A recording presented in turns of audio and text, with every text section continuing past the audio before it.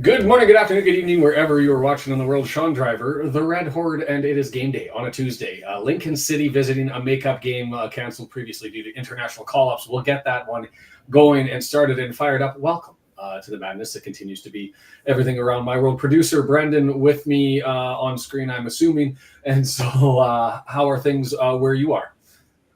Great, busy day, but it's all worth it. Excited for this game. Excited to see Lincoln finally.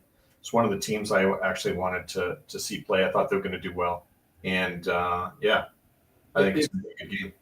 These Tuesday games over the lunch period for me, I guess it's a little bit later for you. Always nice to get the extended lunch in, but man, is it madness beforehand trying to get everything off the list so that we're able to get here in time. My world, the craziness continues, but we're going through boxes and then we're almost completely done with the renovations. It is a dad day today. The kids have had their bedroom done, the playroom set up. My wife has had her bedroom set up, but today the bidets go into the bathroom, all blended in the Driver household. I'm a happy man, but I guess let's not focus on that. And I don't have the chat up, so I'm going to bring that up while we chat. The roster. The lineup, the starting 11 has been figured out, calculated, and no changes from the game against Exeter City. And I guess the question is could you have made a change? We talked about it briefly, but just generally before we go through who the lineup is and what our thoughts are, as an overview, were you expecting changes from the starting 11? I think we talked about it before. I thought that the changes that were made for the Exeter game, if I was guessing, if I was Parky, I would have been thinking that the Exeter game is probably the more winnable game out of the two, and that maybe with Saturday, Tuesday, Saturday, I would get some guys in now and then switch some of them out on Tuesday.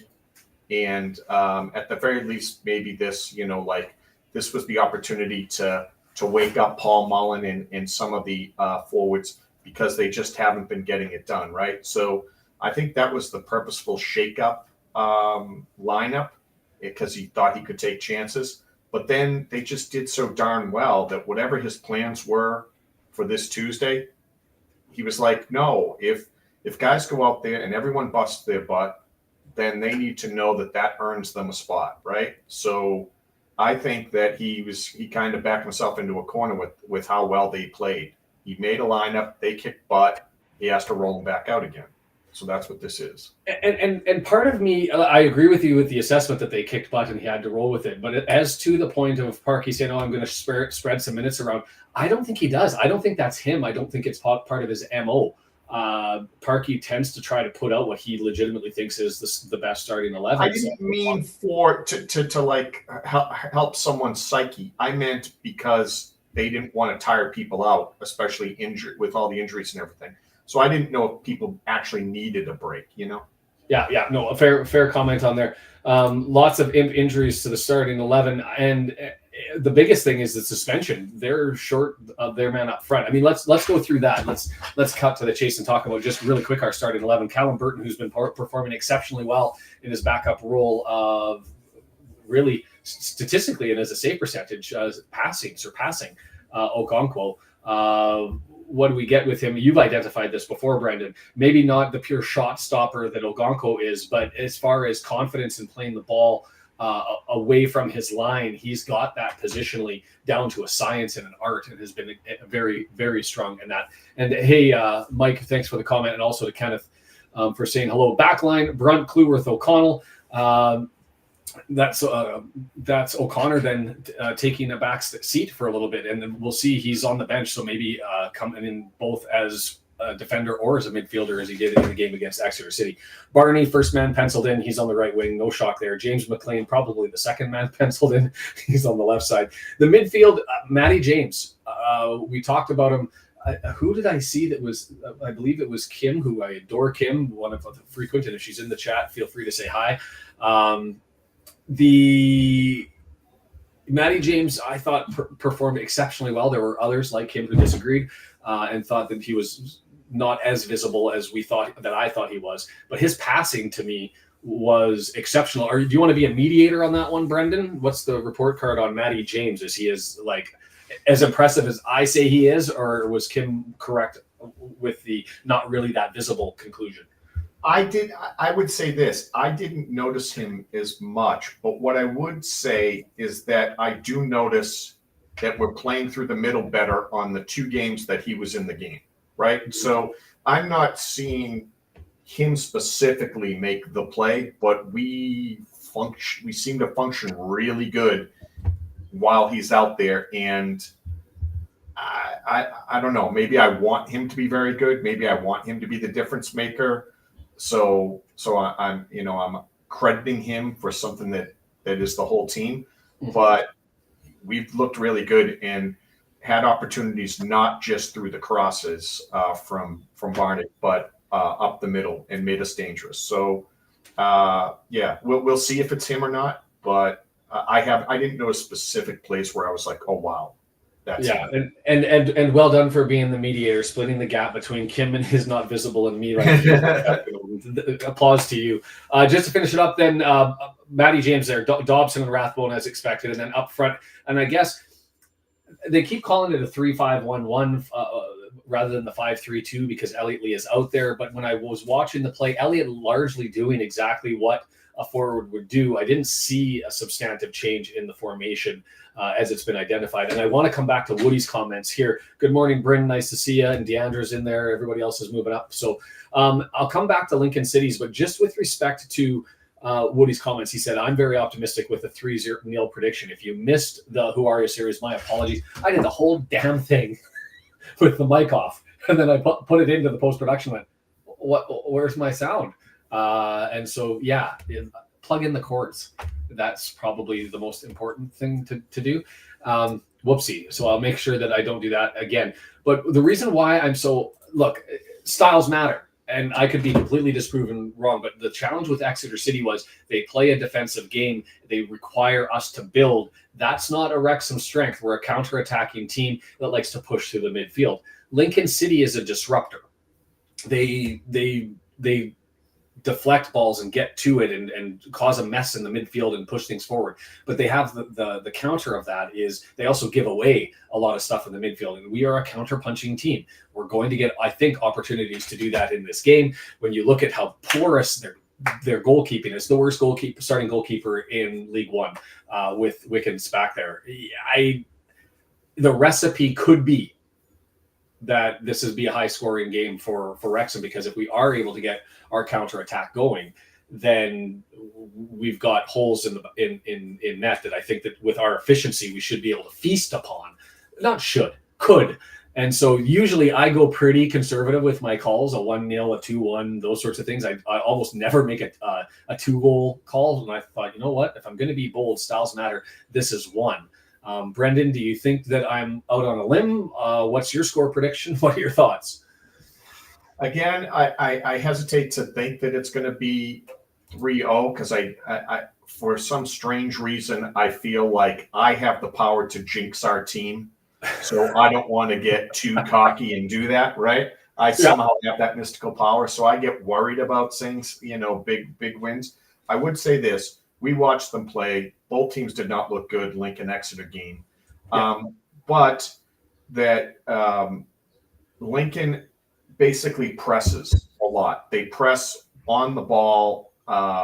They don't park the bus. They don't sit back.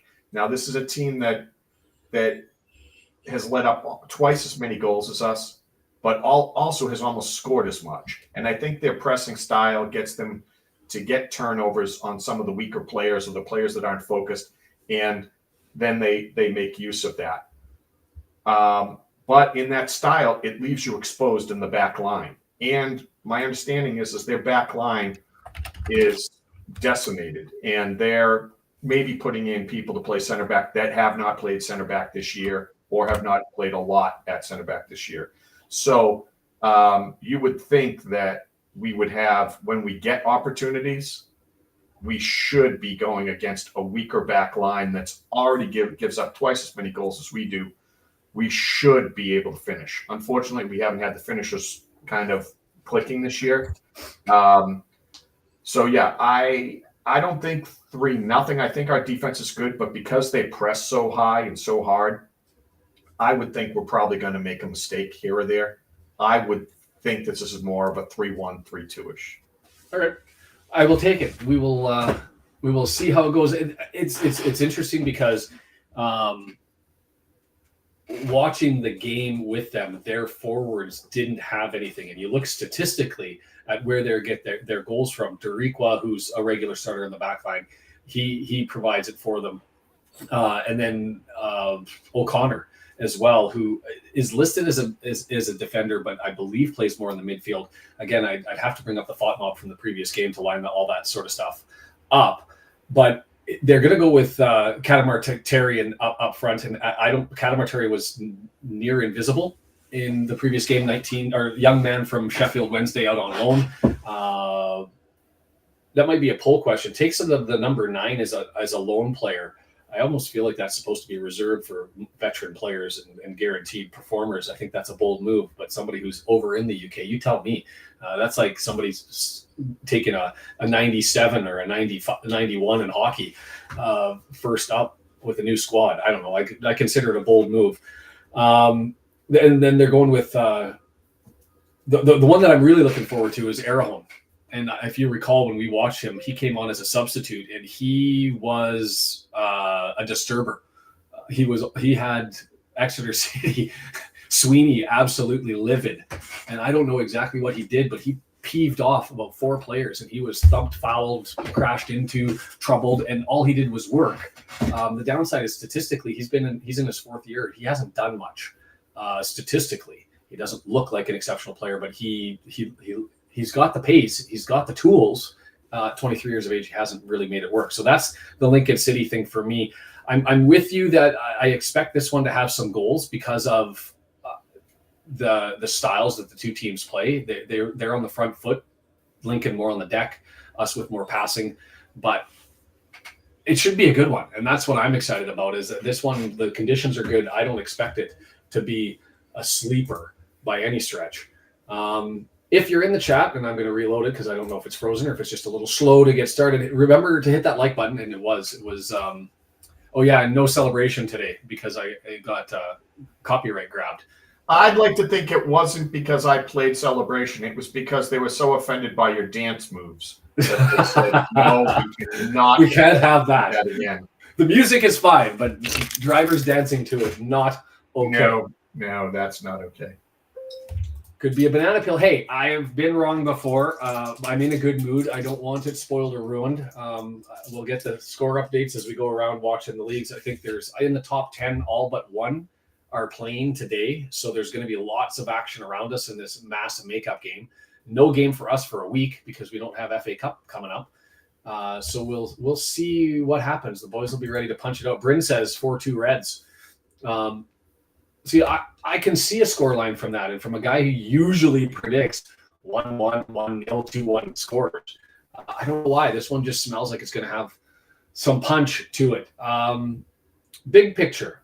Let's talk about that fan zone, and I want to keep an eye on it. Lots of tickets available.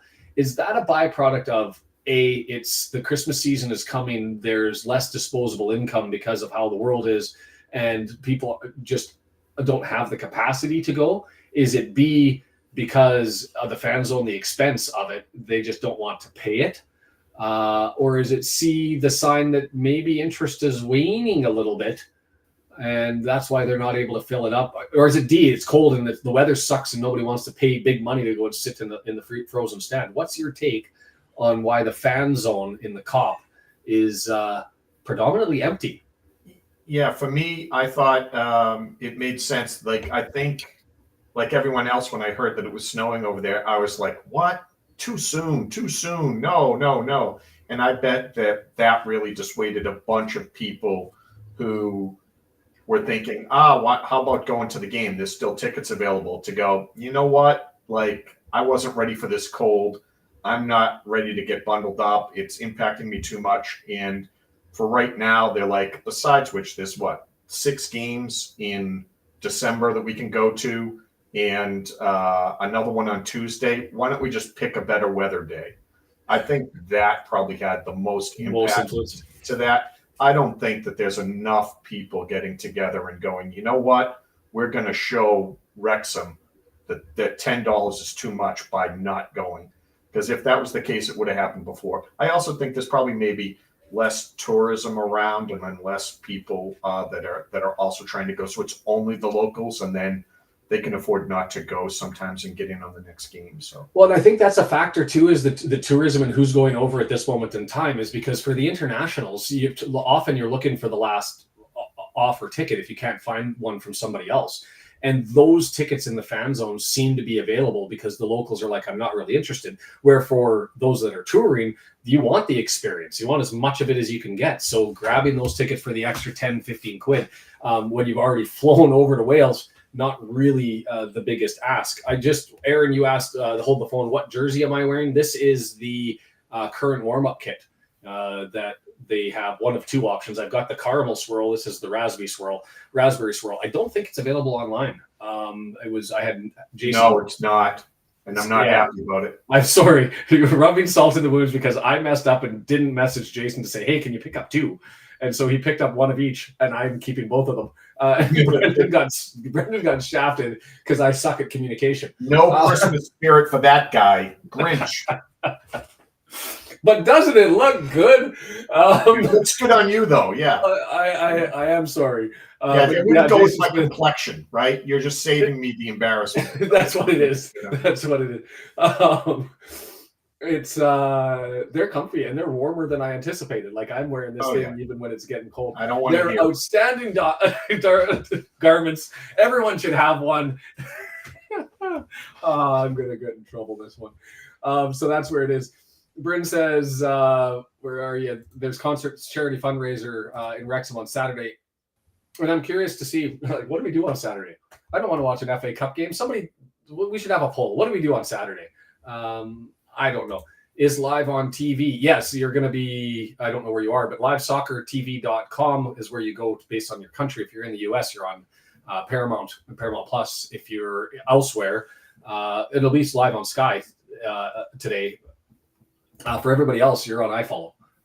And that's just what you got to do. And the nice thing for those who've never been here or just checking in, go to iFollow and support the club, because Wrexham takes 80% of all that revenue. So that's the good news about buying an iFollow membership is you can. Bryn was saying that the Tarps fan zone was full. Oh, really? There were tons of tickets that were. Well, we'll see. We'll see how it all goes. And Des says they'll not score more than one goal. If that, we shall see. And Mumblings, I think it's been a while, Mumblings. Maybe I've been sleeping at the wheel. He sneaks in here and there.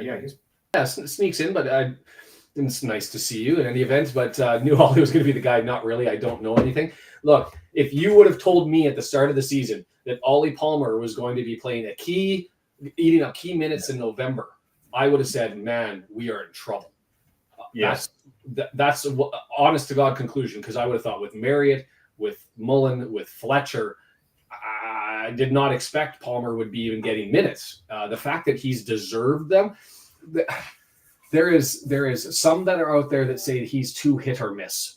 I don't think that he's a werewolf and only shows up once a month under a full moon. I think that he's a little bit more frequent than that, but yeah, there is some ebb and flow to his game. But at the same time, when he is on, I would say he's been playing a lot harder. He's running more often, more throughout the game. He seemed to take too many breaks from me before, and he seems to be working a lot harder, and I think it's paying off. The extra effort, the fighting, he's playing better because his effort and his motor's up. Yeah, and that's been the nice thing, even in our frustrating losses and stuff, is very infrequent do we end up saying the effort's not there. Harrogate Town, that's really the big one where I look at it and say, why do we always never show up against Harrogate?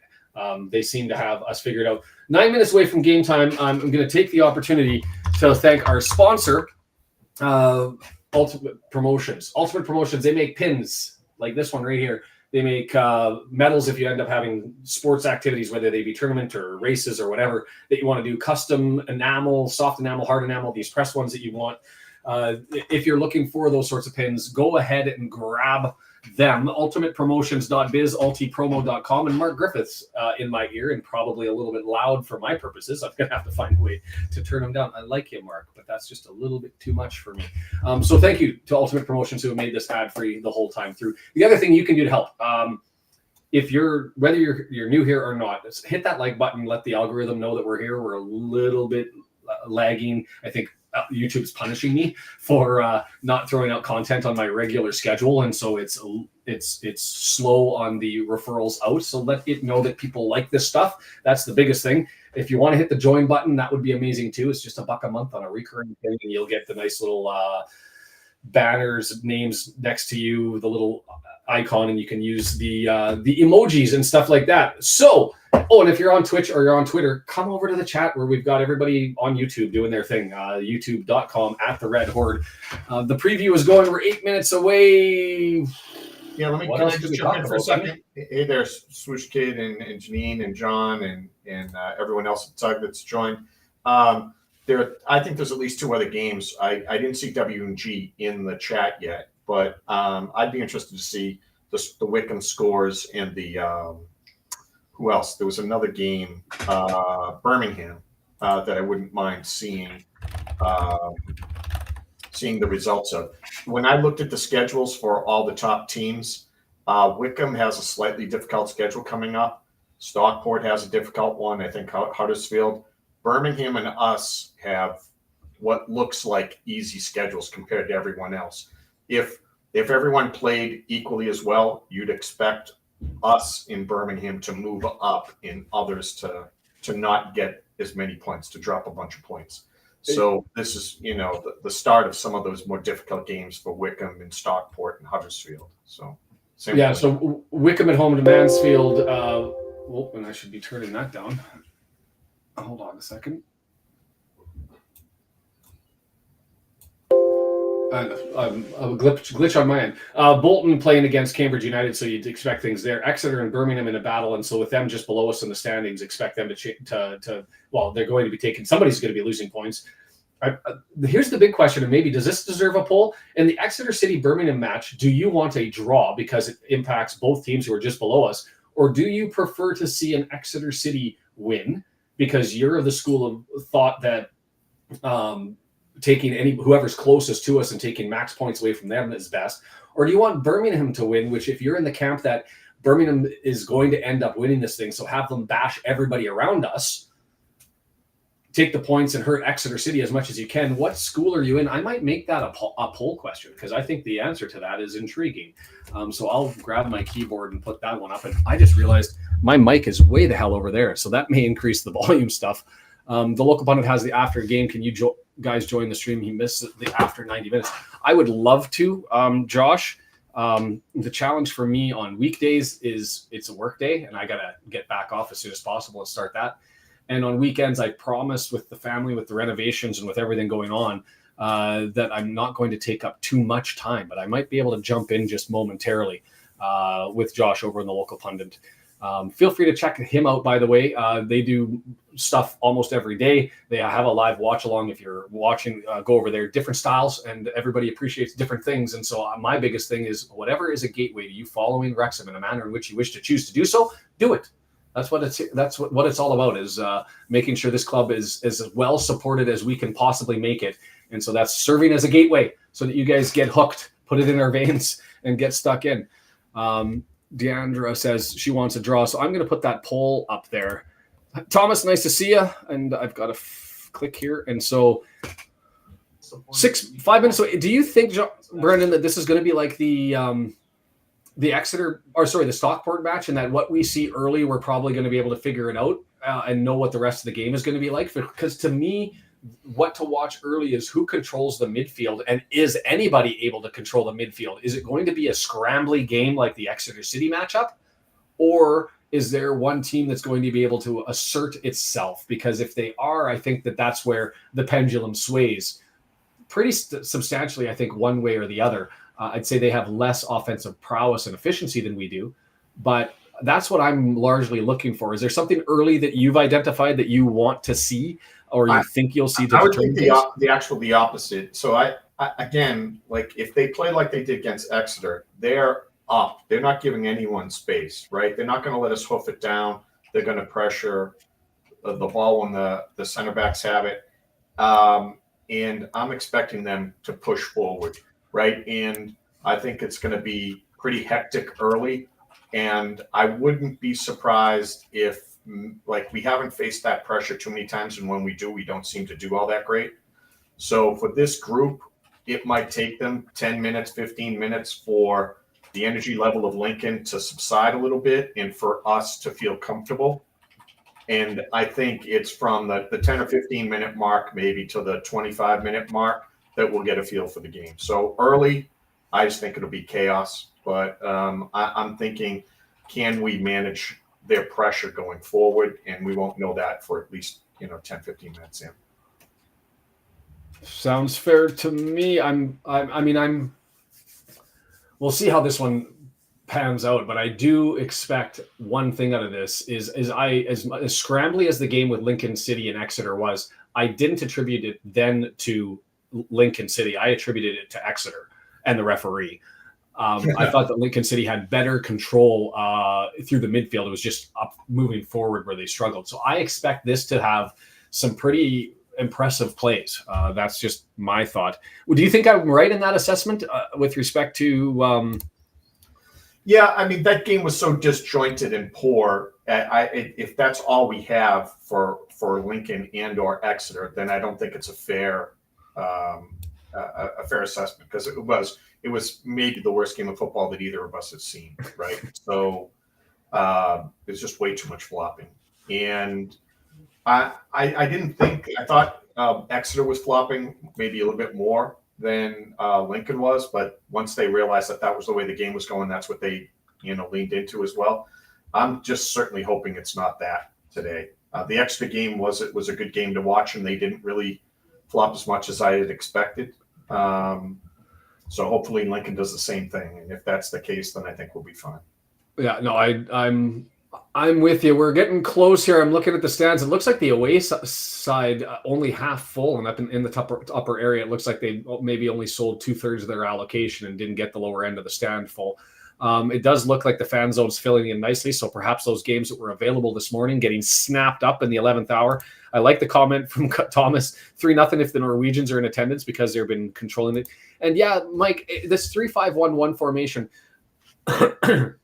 somebody with more football knowledge tell me I'm wrong, but I still think it's the 5-3-2 or the 3-5-2. I don't think this 1-1 designation is worth noting, because Lee is doing the exact same stuff that the forwards are expected to do in the circumstance, and especially Mullen. Like, he's all over the pitch on both sides. Was happy coming back all the way past the midfield line, the halfway line, the midfield stripe.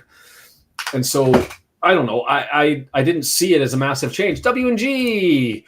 Thank you again, the man, the myth, the legend, who provides us with the out-of-town scoreboard, which we'll be watching with 9 of the top 10 in the run today.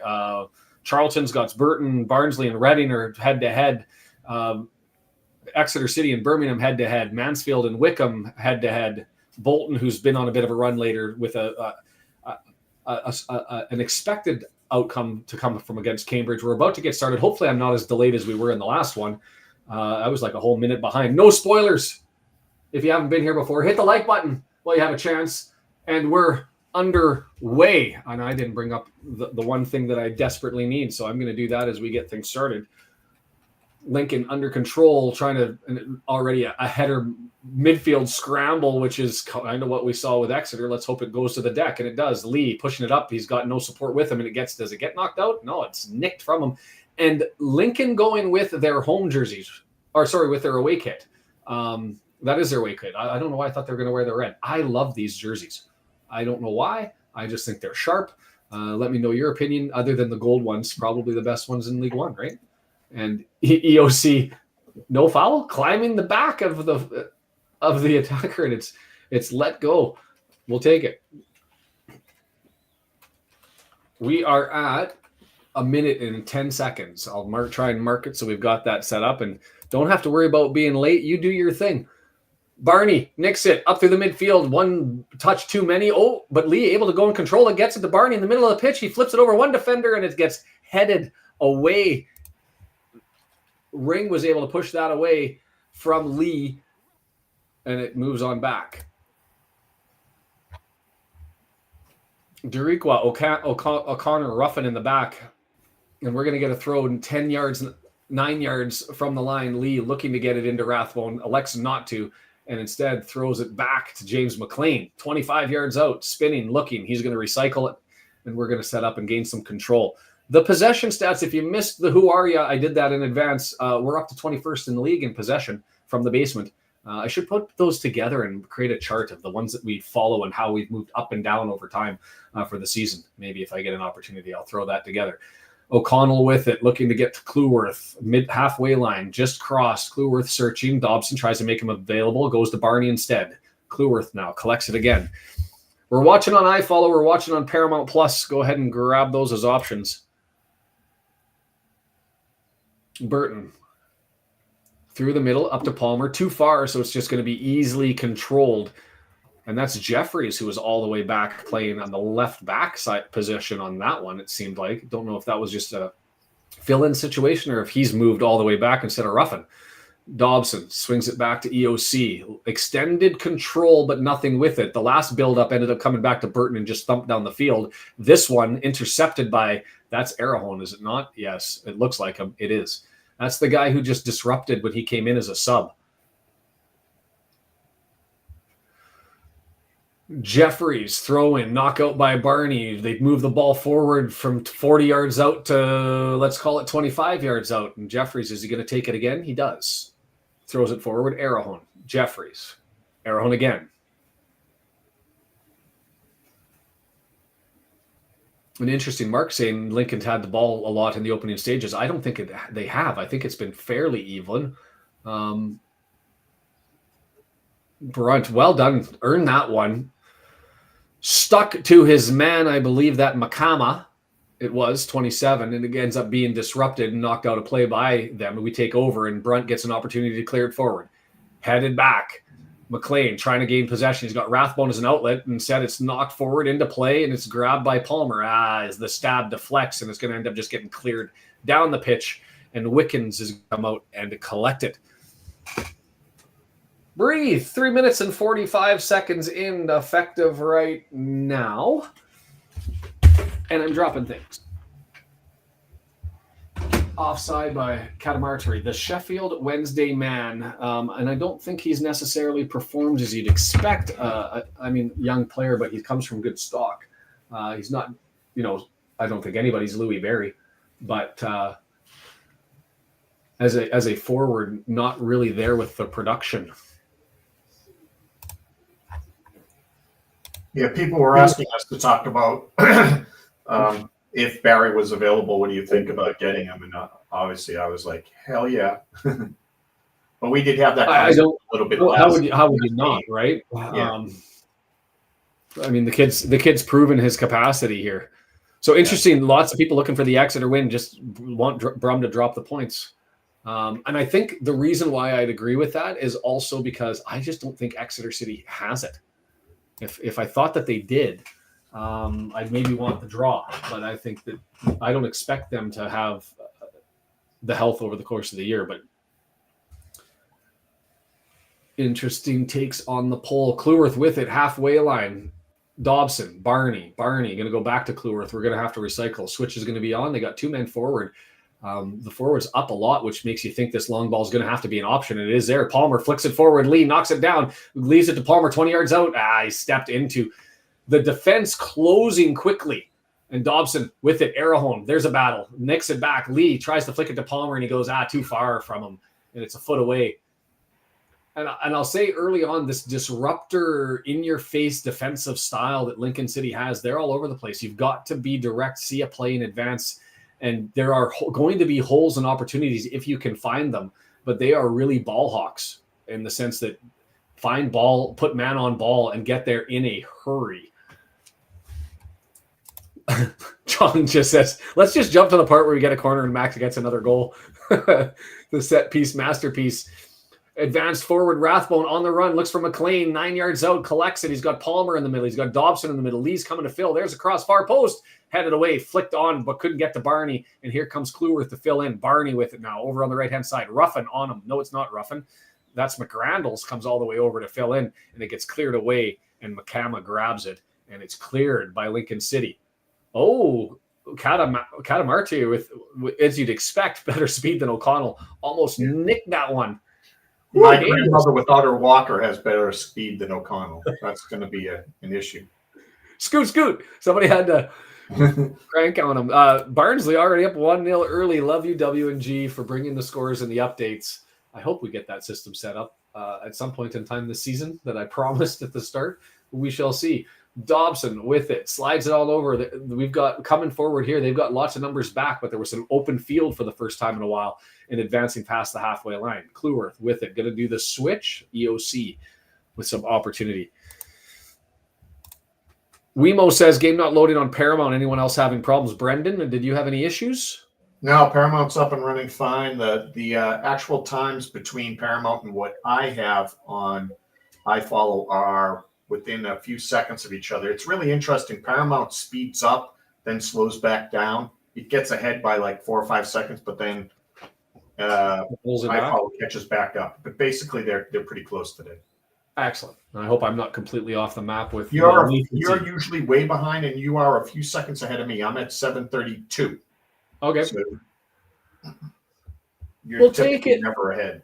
So Wickens gets us underway on a free kick, and it's headed away. Dobson collects it over to Barney as we start to move the red jerseys forward, looking for options, and Barney finds Dobson as an outlet, and he advances it on along the line for Palmer to chase on, trying to beat Ruffin. Ruffin gets it to Wickens, who slides it back to Ruffin. Interesting election, is it sort of a back pass to the defender over on the wing. Yeah, I like W&G with the scores. Barnsley, since we play them next, I like it when the team we're about to play is not starving for a win. I like when they get a win prior, like they've been struggling to get a win prior to us showing up. So I'm all for Barnsley doing decent today. I'd always prefer like a 3-game, 4-game, 5-game losing streak, I think, before that. But I'm with you. An angry team is often and a thirsty team is harder to deal with. Is nice little tackle by Rathbone, just snicking the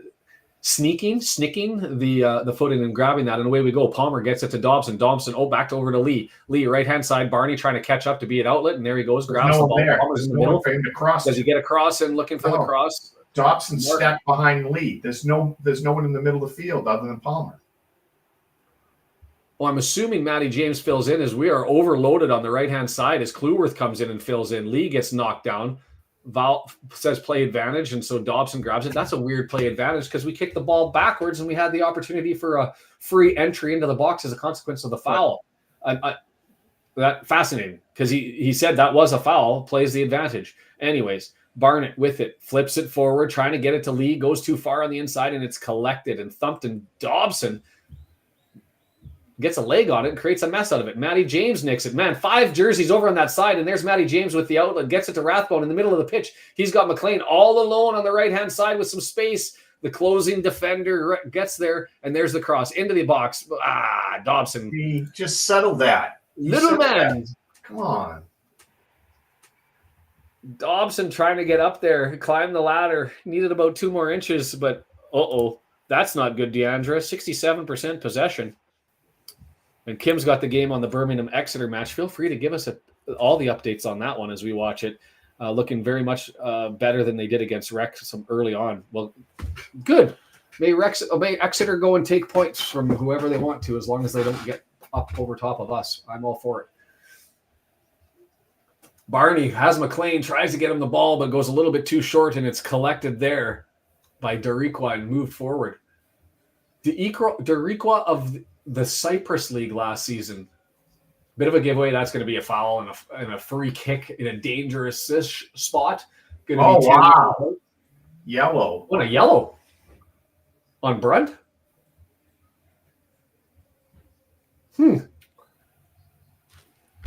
going to get himself knocked out of the game pretty quick. That was quick.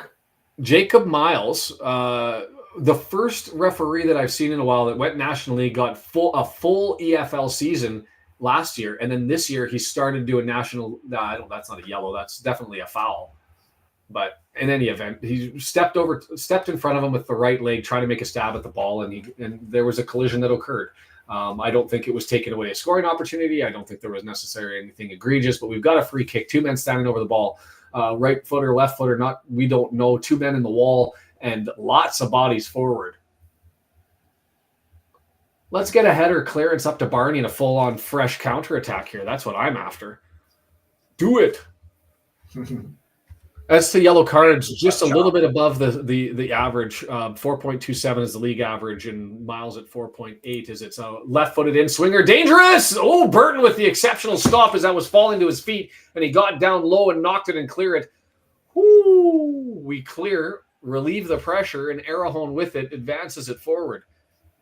That was too good of a chance. Don't like that. Too good. That was outstanding save. It's exactly what W&G said, and DeAndre scored scheduled a meeting, and Mullen on the bench. Brum up early. We're going to blame Kim. She spoke too soon. Is extended control here by Lincoln City all the way through to O'Connor. And did they just switch O'Connor and Ruffin? I'm trying to figure out their back line. Dorico clearly on the right, but I believe that they have switched from the normal positions in that Ruffin's making the center of the pitch and O'Connor, the Irishman, over on the left. Nice pass forward, and here they come. Moylan draws it back. Arahone gets up clear and a free kick given, and he comes back and says to Lee, you can't do that sort of stuff. And Arahone, as he does, getting into the ear of everybody.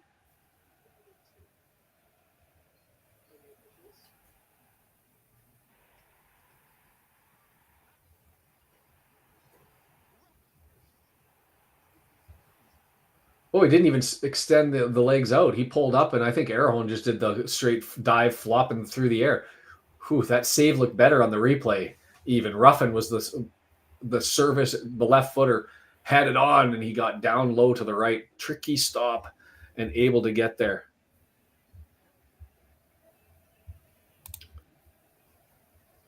Yeah, let's try and keep the spoilers to a minimum.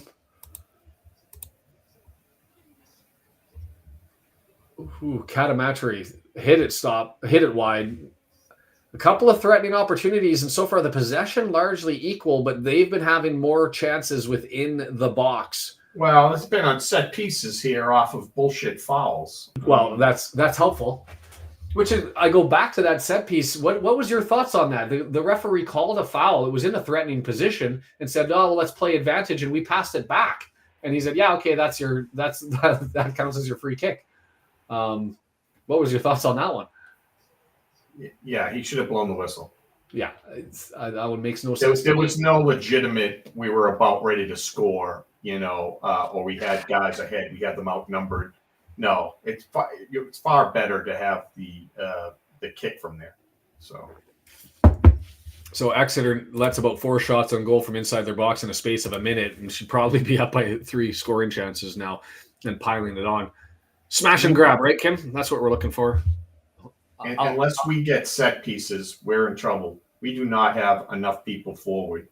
I'm seeing Lee keeps forgetting he's supposed to be up front, and he's nowhere near the box, and it's just Palmer all by himself. Well, I expected us to have better control of the midfield, but right now the pressure that they have on the ball is taking away space. You're a mile offside. Offside. They didn't call it. Well, the flag didn't go up. I'm with you on that call on the offside, but we'll take it, and it doesn't matter. We gave the ball away, and it's cleared down, and EOC gets on his feet, stabs it forward to Cleworth. He bangs it, it hits a shin. And this is sort of the Exeter game where control the ball in the midfield is tough against Lincoln City. It's scrambly all over the place. Pressure on the ball. Balls squirt loose as it hits a shin, goes somewhere and deflects. We're going to have to find options, and I guess we tried to solve that one point by overloading, but here we go. Lee gets it over to Barney. He's going to end up having O'Connor that's out on him, and I wonder if that's an adjustment, putting O'Connor out there rather than Ruffin, because maybe he's a little bit more adept at stopping the crosses from Barney. That's the Barney adjustment that they've made. If we had a Lincoln City fan here, I'd ask what was the frequency of O'Connor playing over on the left-hand side. Exceptional goaltending, Kim. Out of this world goalkeeping.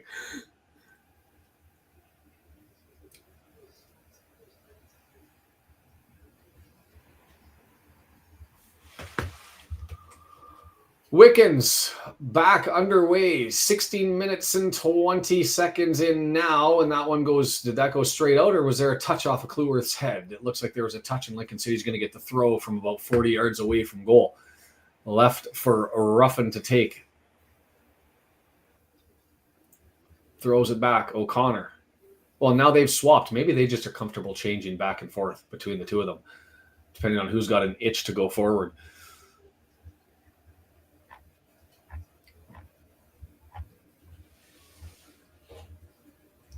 Brunt, left-hand side, looking for an option. Pressure on from Makama.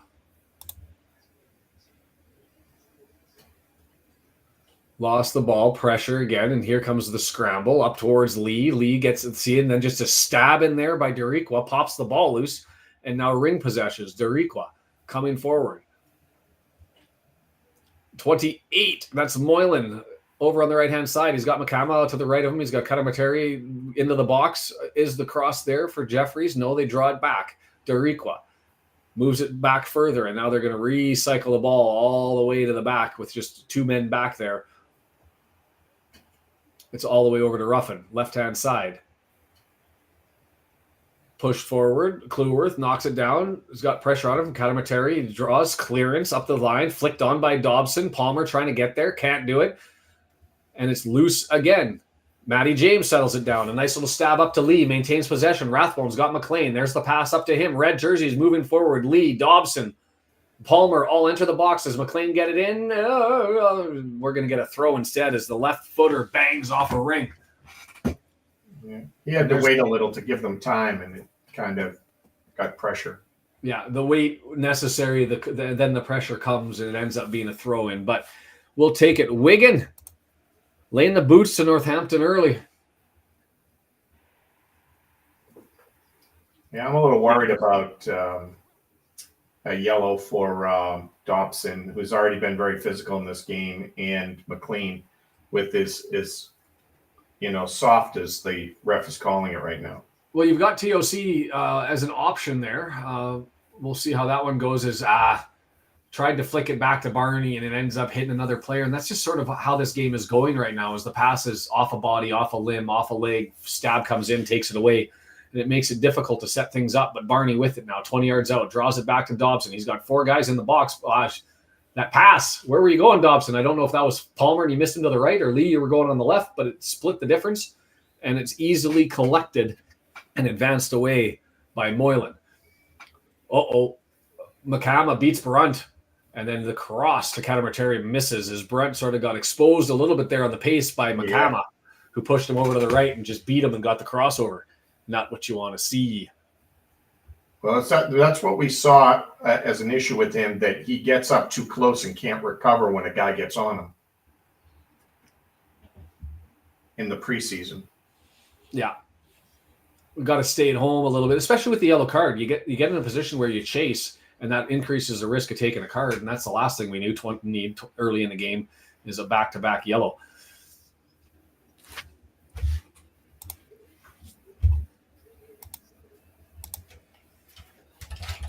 It's still scrambly. Katamateri pulling on Cleworth's jersey. The referee says, can't do that. Free kick to us going the other way. And just as a reminder for everybody who's doing this, the yellow card match watch, we've got 3 matches to get through without a suspension, watching George Dobson and James McLean. If they pick up yellow, they'll get a suspension for the next one. 3 more to go through, and then they avoid that. Dobson with it now, advancing it forward, running forward. As the camera must have got nudged. I don't think that's my TV. I think that was the camera live as the whole thing shimmied. Other than that, my TV may end up coming down and falling on me. Lee up to Dobson. He draws it back. Cleworth, that ball hockey. We haven't seen a club do this, have we? This much ball pressure? This is what. Hey, at least I don't look foolish by all the commentary early beforehand when I was saying this is what the issue is with them. Yeah. You have to see how we're going to handle it. Oh, advanced forward, and McLean had it, lost it, tried to advance it, gets knocked out, and so he's going to get a throw in from 23 yards away over on the left-hand side. Come on, shoulder down, over to McLean. Hold, held. He says, play on. Okay. We don't get any set pieces. We're going to have to do it from open play because the referee says so. That's just what it's going to be. Unless we get a corner for John. Jeannie, how are you? The toque on full display. Is it cold where you're at? Scooped forward. Hauled down. Shouldered down. A question asked. Doriqua pulled down Palmer. Nothing given. And the interesting thing is why didn't the center back that was there play that? Because I think that would have prevented it from going forward to Palmer and had given him the opportunity. But it only made the pull down by Doriqua relevant because it wasn't stepped into by either O'Connor or Ruffin. I believe it was O'Connor in that instance. Throw in. We'll have to watch the replay on that one as it's Ruffin with a throw in 25 yards away from goal. Their own goal. Wickens now with it. Send some to the bog. Send me. I got new bidets. I want to go and test them. Afternoon, Alex. Only 10 a.m. here. 10. Are you in Hawaii? Yeah. Chilly in Manchester. Yeah, you guys got snow before we did in Vancouver. Just clouds and rain, as is the winter here. Almost the exact same annual rainfall here as in the UK, but we get twice as much of it in the winter and half of it in the summer. So at least we get better summers. But man, it sucks in the wintertime because it's rain every day. Cluworth on the massive run. He's gone 50 yards before he flicked it off to Barney, 25 yards out. Barnett looking, searching. He's got O'Connor on him, slides it back to James. James back to EOC. I'm going to have to make sure I say McLean instead of James McLean, and James from Matty James. It comes forward to Lee. Lee stabs it forward to, come on, you've got to call that as a yellow card. Slide little play by Lincoln City as it comes forward, and Lee's giving it to him. Is he going to get a yellow for simulation or for arguing here? He advances the ball to Palmer and goes to go around his man. He gets completely interfered with and knocked down. Palmer goes to play to where Lee's running, and he can't get there because he's brought to ground, and he's saying, what the hell's going on? I get this complaint, and I completely slept on it. Maybe the game's too fast for him, and that's why he's doing more National League games, because he's calling the simple stuff, but he's missing anything that involves an overlap, play away from the ball, and it's the tugging and the holding. Watch this. Lee goes to Palmer, goes around, and then Arahone, just snicks in the hip and the leg, and it completely takes away the opportunity of him to get there. That's a 2-minute interference call in hockey. Not here. Pouring rain in Exeter in about 5 seconds. Doubt there will be any fans left at the end of this. Yeah, I get that one. Ooh, 10 below. Not what I want. That's why I moved away from Saskatchewan. I couldn't deal with the January 40 below nonsense. And for reference, 40 below Fahrenheit, the same 40 below Celsius. That's where they match. It's bloody cold. So what do you think about, they have Dobson moving forward here. I'd love to see Dobson and James switch positions.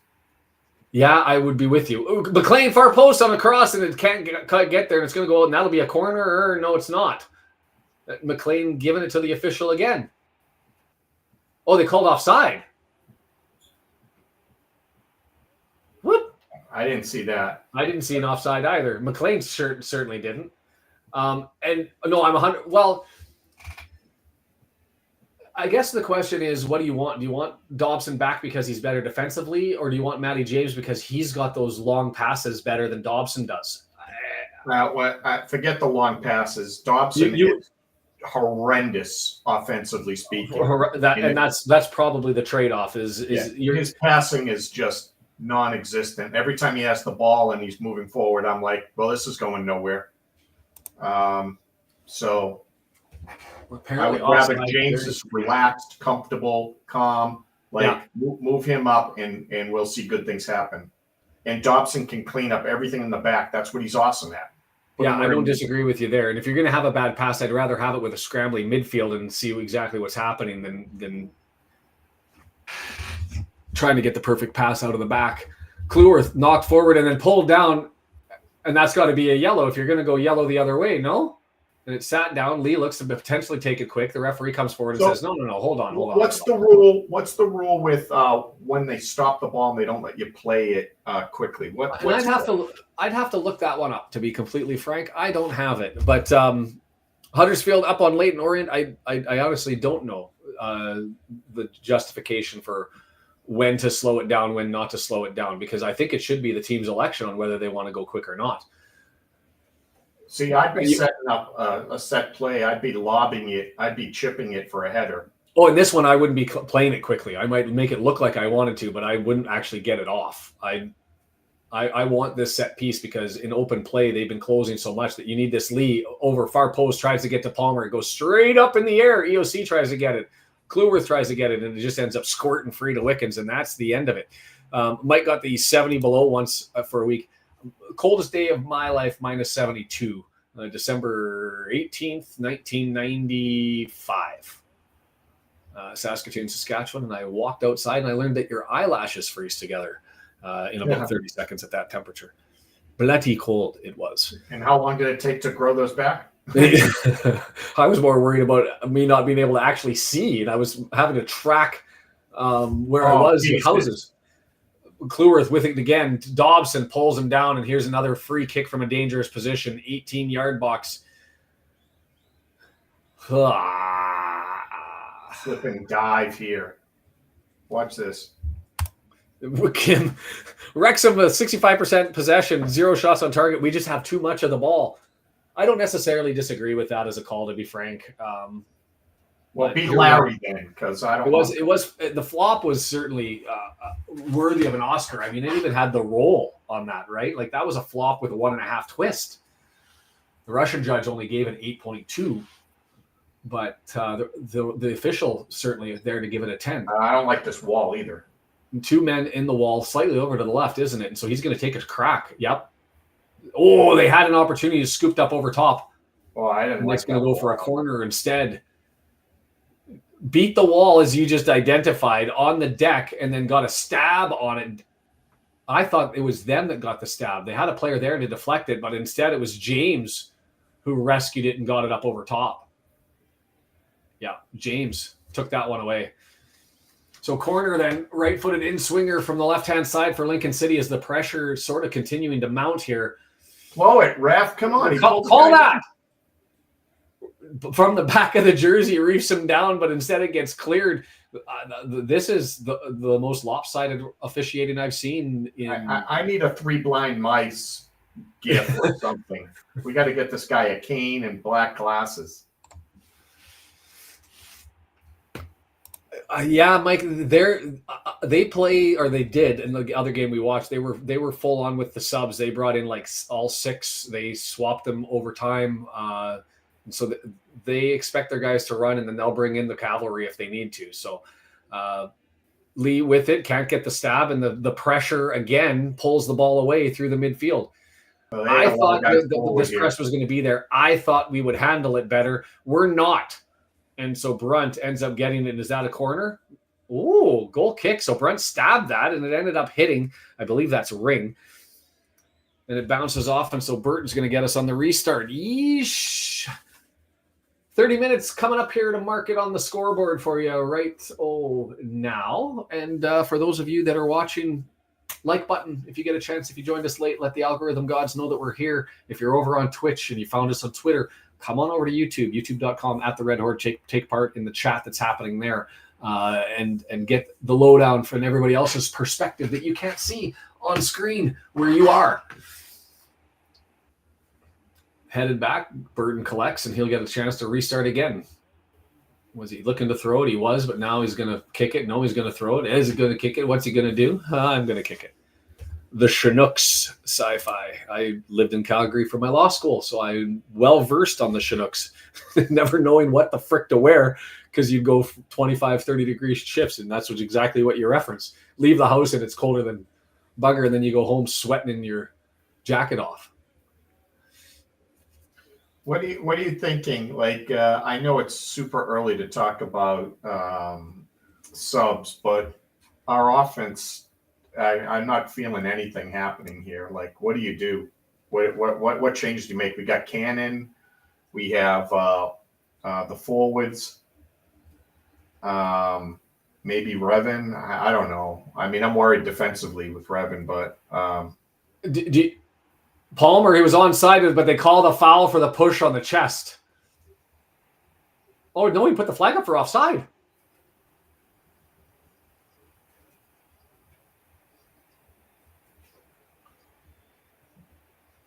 Well, maybe in the second half that things will change and they'll get called for offside all the time. And all we have to worry is keeping them scoreless in the first half, and we'll see how it goes. As to the subs, O'Connor is an option because he does two things, and I think you would put him in for potentially Dobson because defensively you've got control, and O'Connor gives you better set piece options. He gives you better defensive, equal defensive control than Dobson does, and I think better passing. So that would be one solution. And I'd also say this O'Connor for Rathbone would be another option as well. I like him in the midfield if we're going to have as much of a strong back line as we seem to be developing here. And that would mean Scard would have to come in and somebody play on the left-hand side where Brunt is. Chipped in, Dobson with it, and see to your end, like was Dobson ever really a threat?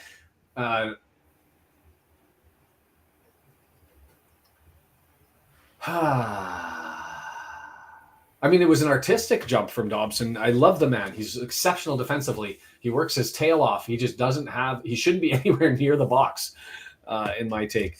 Other subs, I mean, does Revan's pace do anything? I wouldn't trust him defensively because neither would I. I don't think it matters what we do with our forwards. Lee and Palmer, not the issue here. So Fall and Mullen and their effort and pace, I don't think necessarily bring us anything. So it's one of those things that really, I think to your point, the biggest change that we can do is getting Matty James and Dobson to swap positions. Yeah, well, yeah, or you bring, they seem to think that Cannon and Rathbone are a 1-for-1, and as much as Cannon's offense would be beneficial, I'm not unhappy with Rathbone as much as I am with Dobson, but I can't believe that they're going to take Dobson out. They may think that James is tired, but not doing much. EOC with a giveaway there, just giving away possession, and here comes Arahone who ends up collecting it, and it's wide open spaces. He had an opportunity to get it over to the right-hand side, and he didn't. He just chose to ignore Moylan. And now it's Jeffries up towards Catamarteri. It's bouncing around. Ball gets squirted loose. Do we grab it? Dobson does. Chips it over to Matty James, who Calmez gets to Cleworth, and it's a clearance, but nobody there for us. Duriqua captures it. 34 minutes, and it's just looking like a 0-0, 1-1 draw. Scramble our way through it. We got to find something as far as control, and I don't mean control with our back line. I mean control through the middle of the pitch. Yeah. Duriqua. Halfway line.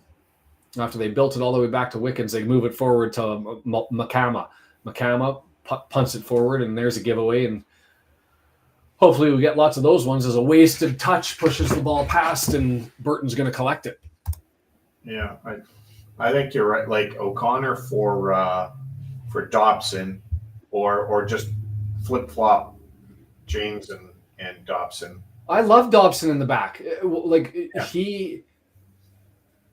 He is, would call him Jekyll and Hyde or Superman Clark Kent. I mean, when he's defensively, he's Superman. What play ever have you seen Dobson and go, oh yeah, he's clever with the ball offensively. We got to get him in the mix. Like that should never have come to your mind. Yeah. I don't disagree. Rathbone just grabs himself the ball, gets it forward, and he gets cleared out at the end. Nothing there. The referee didn't even see that. Had his back, and is he holding his head Did it bang I off think the he shoulder? took an elbow. I think the Took guy an elbow watched him late. out, elbowed Nothing him. there. Referee Lionel's not there to help him out. He's still splayed out on the ground, and McCama comes forward, and we're gonna have a corner over on the right hand side. And he turns back, and Rathbone trying to run back now. Yikes. The game is too advanced away from the ball for this referee is how I feel. It's like trying to throw me in to referee a match. I'm not going to know what's going on other than watching the ball.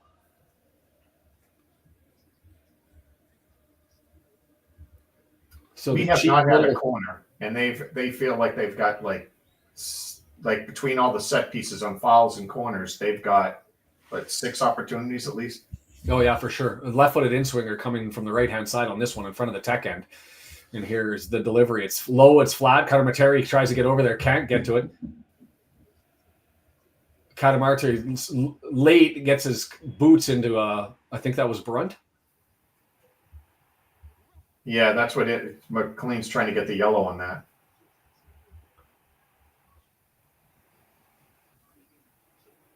Yeah, caught James, raked him over the shins with his boot. Boom. Oh, boy. It's funny seeing McLean out there all composed. He's the captain. He's the one who has to be talking. He's not screaming an F-bomb. He's like, look. Ref. The voice of reason is James McLean. Lee scrambling, being held. James McLean runs over and grabs it. He's got Barney over on the right-hand side, a little bit behind him, slows him up. McLean now all the way over on the left. Scoops it in. Lee is there. Palmer on the back post.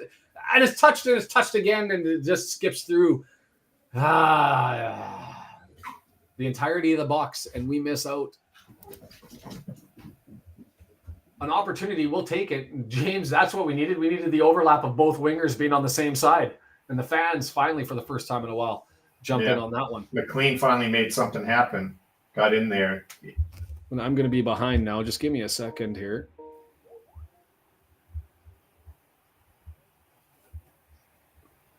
Wow. Just there, you just saw a nice long pass from James on the carpet, right on point to a guy's foot.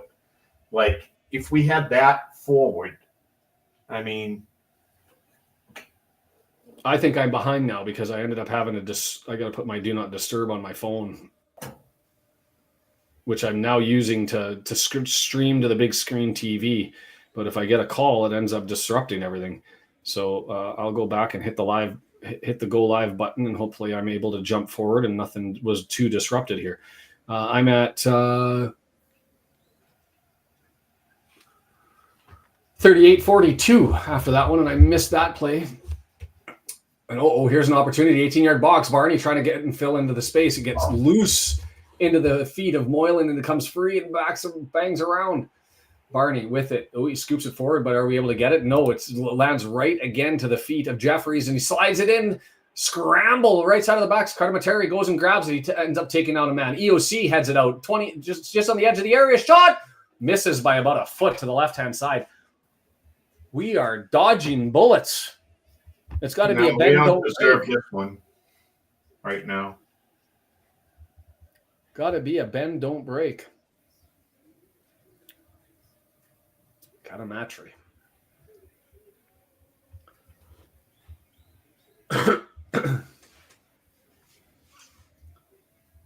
Too many chances. Jeffries' balls just seem to be stuck to him on the left-hand side. Velcro, then we get it clear. It lands to Jeffries. Velcro. And Katamatri, just taking out Rathbone. If Rathbone and Dobson have a child, Rathson, I don't know what I was doing there. Lee with it, advances it all the way back. EOC collects him. Let's see if we can do a bloody thing. It's the cheeky little grab and the behind the play stuff that you see all over the pitch. It's all of the 18 yards. That's a handball. That's off the arm. Just going for a corner instead. Give him a card. Come on. No, they're going to give it to him. And he literally stuck it out to block it. Chicken wing. Well, he's saying I put it down like here. It was, but it was after after he used it to stop the ball. I'm not disagreeing with you. I'm just telling you what he said. So anyways, it's off of Jeffrey's arm as he was trying to jump and fly. And as he was jumping, he chicken winged it and it got hit. So McLean's going to have a left footer from the right-hand side. It's a yard out of the box and only 10 yards away from goal. He wants to go Palmer. He wants to go to the back line. Yeah, I think you're going back post here, aren't you? Yeah. You got all the big bodies there. Cleworth doing the pushing and the shoving. He's got Cleworth's going to stay out a little bit. I wonder if this is a little outside the box to Cleworth, right on the edge. Arrowhone on Cleworth. Yeah. Left footer ripped off the bottom of the wall and wasted opportunity there on the set piece. Poop. James McLean, and well done. Good recovery by Barney getting back and knocking that out of play in front of Jeffries, who seems to be all over the place on the left-hand side. I'm trying to figure out who that was guarding Cleworth. It can only be unless the kit numbers. What's going on? It looked like Arrowhone, but I thought I was seeing a 4, and that didn't make any sense. Things were not computing. Chan, 안녕하세요.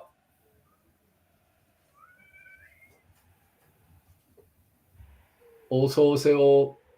Welcome. Rathbone. Dobson. No, sorry, Lee. Collects it in the middle of the pitch, gets it over to McLean on the left-hand side. McLean drawing it back to Brunton. Let's see if we can do something. 3 minutes before the half.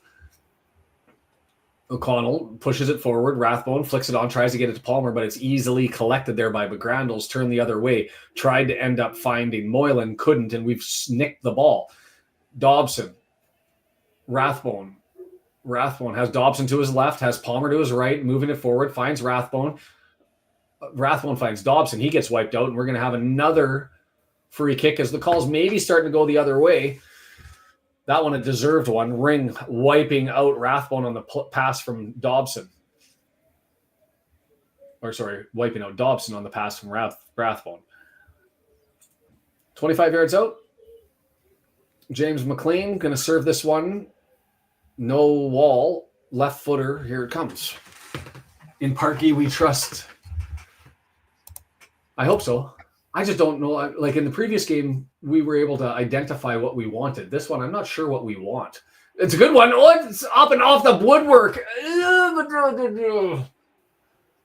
Great service from McLean. Had both Brunt and O'Connell there going for the ball. I don't know which of the two it actually hit, or maybe both. But it ends up squirting, not the most direct attempt at goal. It goes up and over, but it had the keeper confused. And the question was, will it go in? It looks like it was Brunt. And Wickens, the poor goalkeeper, he was just standing there spectating.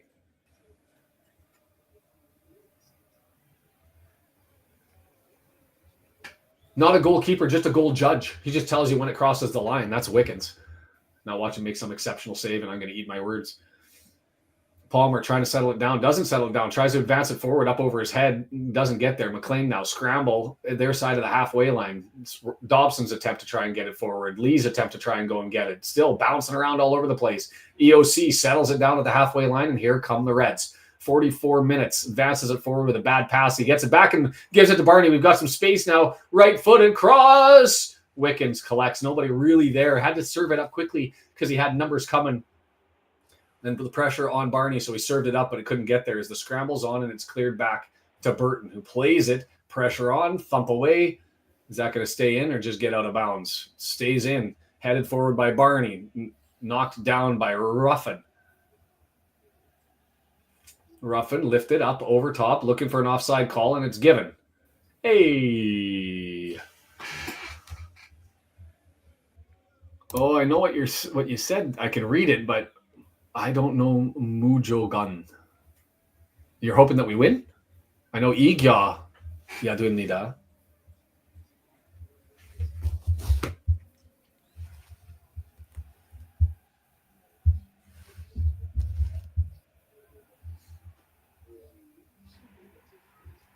These calls that are coming in are going to be disruptive, and I'm going to have to find a cure for this, because when it happens, I don't get to see exactly what's happening. We could very well be at the half, and I would have no idea at this point in time, as now we're back. I wouldn't be all that surprised. I mean, some of Aaron was saying, are we going to see fall? I wouldn't be surprised if you see a double swap of Lee and Palmer out. And so what do they give to you? Fall gives you a little bit more pace. Mullen gives you that bulldog mentality and effort, but maybe with them being all over the place, perhaps his work rate might get him something.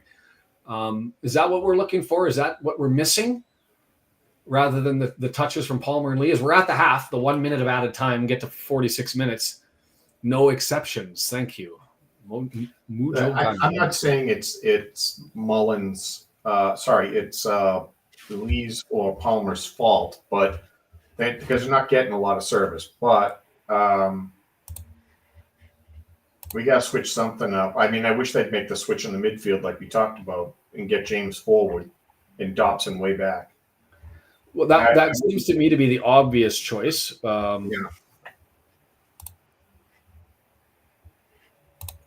I mean, they're letting McLean hit all the left in swingers, so we don't need O'Connor for that.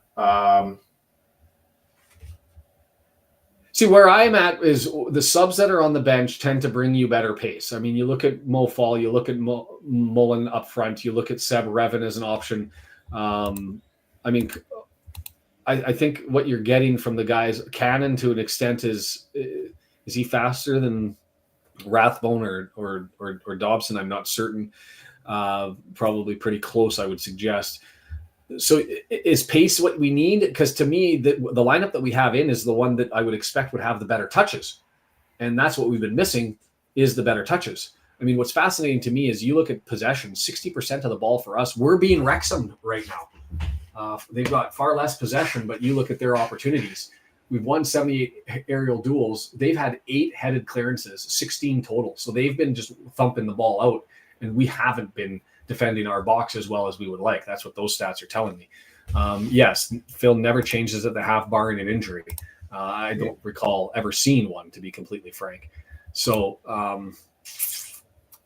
this game's a troublesome one because as I sit here being who I am, I don't see an obvious option other than the two that we've suggested, and that's the Rathbone the Dobson Matty James swap and EOC potentially sliding in. So what is it we're looking for? Because you have two, what I would consider defensive players in the midfield in Dobson and Rathbone. Like you have more, you expect more offense out of Cannon. And he is not a ball at the feet guy as much as quick turn, spin, and blast from deep, right? And it gives you another dimension that Rathbone doesn't even look at the net for the most part, right? And Dobson can't see the net apparently, or anybody he's trying to pass to. So like swapping one of them out and getting Cannon in the game makes sense to me for offense, or better yet, like trying to get McLean inside. That's why, like, I'm not, again, this is not Palmer or Lee's fault that we're not doing well, but, do we want to mix it up and get some other bodies in there? You're stuck with only having those two forwards to bring in, really, to potentially spark some offense. What are you saying? Dobble was scared to shoot. It may be, given Dobson's passing, you have to wonder exactly what he's got for offensive prowess up front. And so that's why I think it's him understanding and appreciating that there may be better options than him as to why he always is pass first. Woody's saying put Cannon in as well as Fall. I like Cannon because compared to the others that we have, I think he's not quite as sound defensively, but what he is good at is he is a bowling ball in a bull in a chining shop. Well, that's what I'm a little bit worried about. His physical play with this ref could be he's back on the yellow card train again, Yeah, but I'd rather take that as a risk and take the points if you think that he's going to get, a porcupine in a balloon store, just popping his way through things and pushing through. If he's able to eke out ball by just running himself forward, that's what he's got. What does he have as a midfielder? He has our best shot out of anyone in the midfield. Like when Cannon by name, Cannon by nature comes for a reason. I don't know. I can see there being a reason for Cannon, but it's weird when you look at the Stockport game. It was obvious to me what we needed, and we got those changes, but they came in late. This one, it's not an obvious solution. It really is just you're looking to the players and saying, execute. That's what we want. I'm going to bring up the sofa scores because they bring up where the play was, even though we haven't had the possession as much. Sofa score is going to tell you where that possession occurred and where the teams were advancing the ball forward. We haven't seen enough of foul, but I would say this, that if you needed to get the ball earlier, like in the midfield, if you had to bring your forwards up in front of the defense to get the ball and carry it in, Fall and Mullen would be better at that than both Lee and Palmer, right? Yeah. So, like, if you're thinking the fact that whatever their defense is, they seem to morph into a back four, and just having two guys forward is pretty difficult, especially one forward with, if we're playing that 1-1. You may need to have Mullen and Fall get in the game, come up and take it out of the midfield and carry it in, or quickly kick it out to Barney and then back in again. Let's I want to take Vince's. So not clicking referee just has destroyed the flow of the game. That's part of it. But Vince says, how do you compare the energy levels in the first half to the energy levels during the Exeter game? For me, I haven't noticed a substantive decline. I don't think it's an effort thing. I don't think it's a lack of energy thing. I think where the frustration part is, it's just the ball pressure and the inability to find a gap has just frustrated us. January 1, January 31. It'll open wide up. Just to go through the stats, and before we go to the FOTMob ones, I'm just going to Sofa score as promised. As far as the play, 29% in our side of the half, 27% in their third, 44% in the middle of the field. So maybe it's not statistically, it's not as bad as we suggest with passes. The difference is touches in the penalty area are 13-8. And the attack, it's been pretty much both. Highest concentration of play was through our right, Barney over on that side, their left. And I'm going to suggest that's because of Jeffries over on that side, that they seem to be doing Jeffries as the build up for them. Barney is the build up for us. But I had to step. Why aren't we winning yet?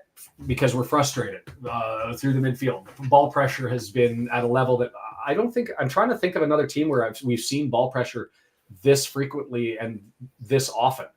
Can you think of another game that registers the same? No, not this early in the whole time. Like this is their style, which I think is which is a lot to deal with. And I think we started to settle down. They owned us, I think, the first 2/3 of the first half. And I thought we finally stabilized and we finally have it under control now. We're less rattled by it. And they're not taking advantage as much with the pressure. Yeah. Didn't mean to cut you off there, but if you have the stats up, I just wanted to identify this one as far as control and where things are at. 61% possession, we know that, to the 39. Passes 273. That's just shy of our season average, and we almost obtained that in the first half. I mean, we're on pace for over 500 passes. That's unheard of for us in League One. We're being Wrexhamed. They are allowing us to have the ball. We're having to kick about with it, and we're not being able to crack everything through. And to go back to Rob Ryan Red's point about, is Wrexham weaker when we have to create those opportunities? This is one of those games where you look and say, well, maybe that's true. I mean, you look at the Exeter game and say the inverse. We've definitely showed that we have the capacity and the prowess. And I'm wondering if it's just that ball pressure seems to have us going. In other words, a football game. Yes. The other one on Brunt, too severe, not affecting his progress. I'm with you there. And a 0.16 on the XG. It's been that kind of game. I can't get my table up the way that I want to, but let's see if I can do that before we jump, if we're going to look everywhere else. Really, everybody else around us, except for Reading, who's in dealing with a 0-1 loss in their game against Barnsley, is either winning or drawing. So everybody gaining points around us except for Stockport, who's not playing. And so you've got Wickham so far with 1 point coming, Birmingham up 3-0 on Exeter and bumping them all the way down to 11th. But after that, it's us. Huddersfield's gained 3 points so far. Barnsley sitting on 3 points being gained so far, eking them up closer to us at 29 points. So it's this is a game we want to win because everybody else around us is doing the same and need to keep pace. But again, though, between now and the end of the year, this game and Barnsley I see as the two better teams.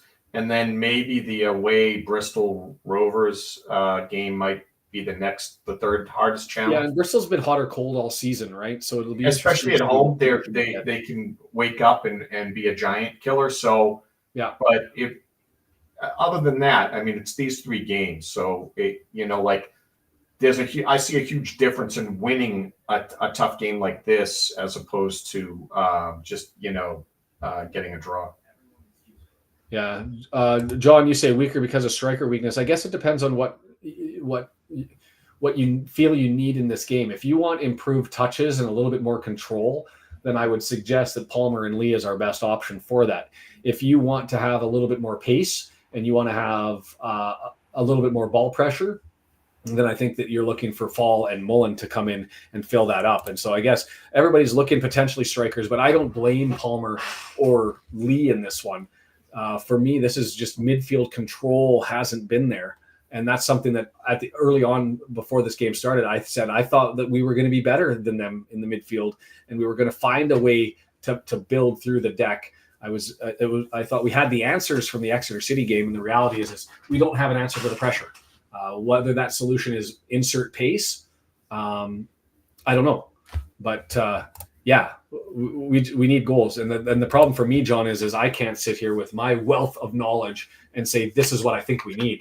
Where it's been a while since I haven't had an opinion on what I think we need.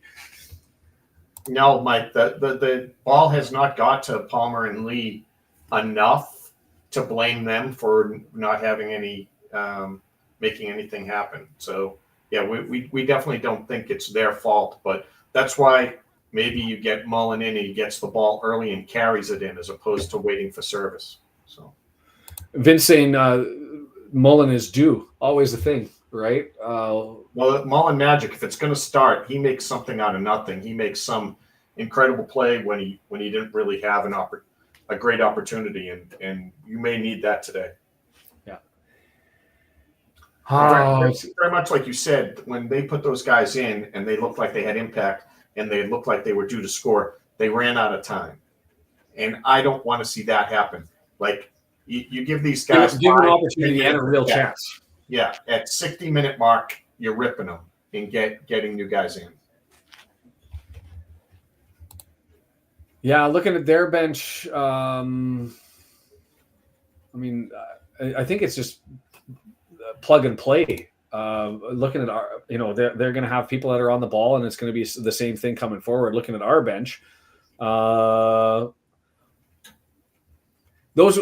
I guess we've concluded we have 3 changes that we would make, right? We would do the striker swap because we might want to take the pace and a little bit more of the ball pressure reverse from what Lee and Palmer offer with Fall and Mullen. I think we would bring in O'Connor and put him into the midfield potentially, or I guess take care of Brunt on the left-hand side. If you don't think that either Scar or Cleworth or O'Connor can fill in. And I think we would do the Matty James swap with Dobson such that we take away potentially a little bit of the control from that last midfielder, that final midfielder of the 3, the one who plays closer to goal. And instead we swap that with maybe a bit more passing and control up front and maintain the defense or an improved defense towards goal. I don't mind that in a 0-0 game in any event, because the last thing you want is for them to score. And so putting Dobson back there to help control things rather than Matty James, I think it could be helpful. We'll see. We'll see as the Reds come on out. Come on, you Reds. Exactly.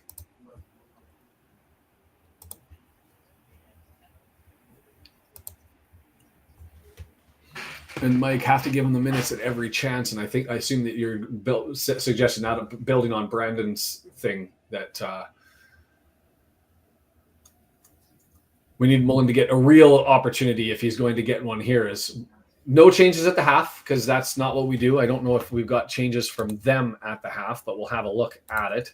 We're going to be going towards the tech end, so maybe they can fire it up a little bit.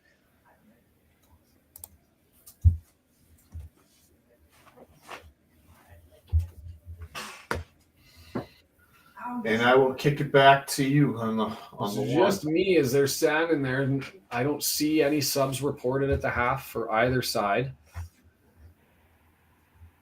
Crowd was fairly noisy from what I could hear.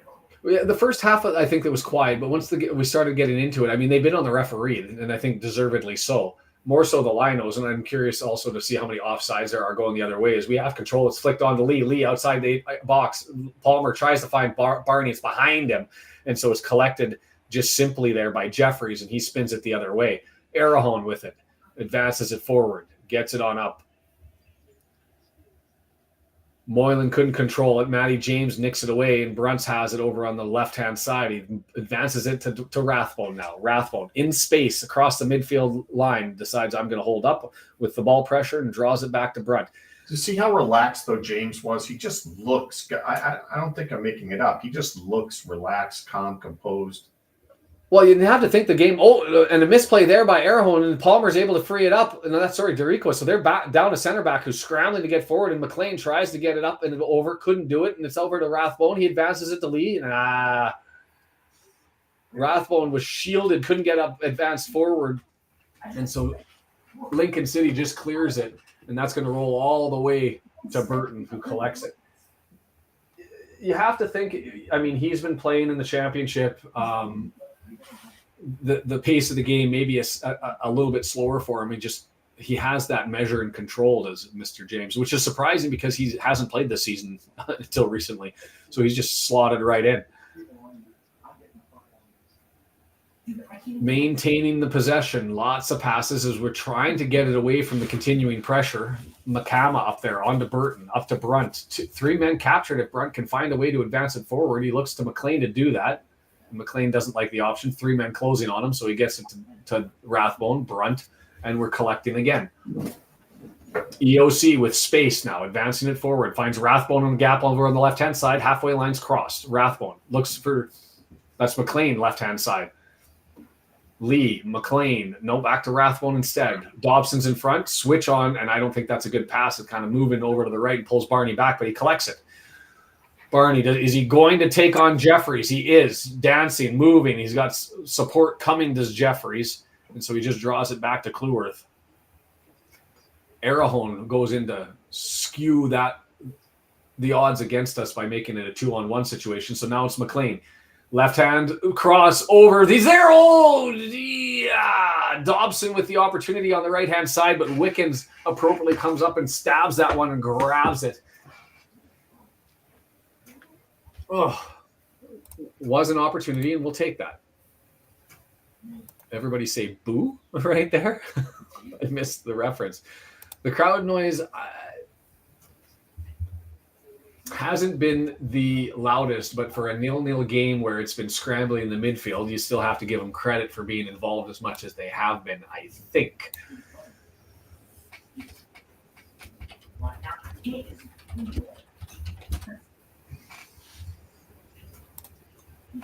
Lincoln City with it, gets it forward. They're across the halfway line. Moylan gets it over. It's ringed out right-hand side with a crossover and cleared away. And dangerous, though. It doesn't get a good foot on it. Matty James has to come in and grab that and does. Whew. Gets it to James McLean, who advances it forward, but not far enough to get to Palmer. And it's now coming forward. Matty James not able to head that one away. And it's that was a bad play by Brunt. Moylan has it, gets it over to Ring, right-hand side, 18-yard box. It gets it back over to Moylan. He dances over. Matty James got turned a little bit there, but the late reaction, not that important, as it's just punted left, and that was a miss by Moylan, who thought he had to be salivating with the opportunity. 18-yard box, has his man dead to rights going to the right, and he goes to swing the left footer and misses by a solid 12 feet to the left of the net.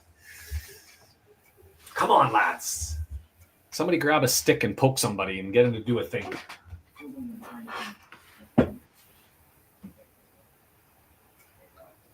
Dobson collects it. He's got four white jerseys on him. He gets grabbed and held, and the free kick goes our way. That's a good positive result as Reading scores. Thanks to W&G. You can keep those positive results coming in the second half. As that one I'm hoping is just a draw, because I don't know what you get from Reading. They win some ones that they shouldn't. They lose some ones that they shouldn't. It's kind of, they're all over the place. But Barnsley dropping points, always a good thing. Long ball headed away, out of bounds. McLean grabs it 18-yard area, and he looks to throw it in quickly. Gets it over to Lee. Lee leaves it there for Rathbone. Rathbone squeezes it through the player, and it's over to Lee, who's taking on Arahone. Drops it back, and it's going to end up being recycled all the way back to Brunt. The switch potentially on.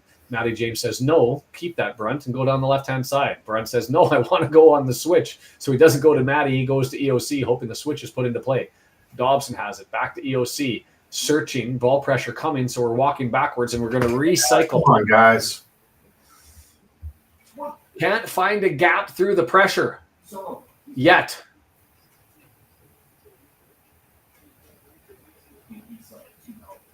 It's one of those ones where you're going to just have to grind out an ugly goal. You find a way to crack open the nut. Yeah.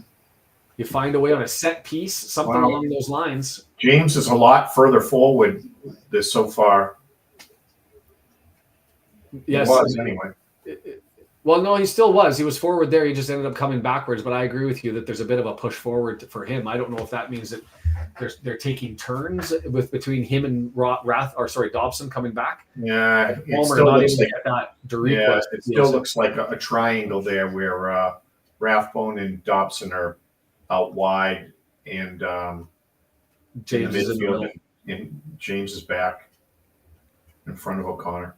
But now he's Makama to Deriqua. Halfway line as Lincoln City looks to advance forward. Deriqua slips on the delivery there, and it's just stabbed down by Cleworth in advance. Deriqua's still laying on the deck.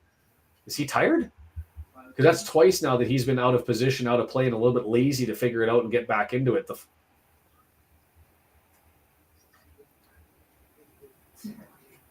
Mark Griffiths suggesting that he may have hurt himself, and that's the issue. Is that's a couple of too slow starts and get up from him.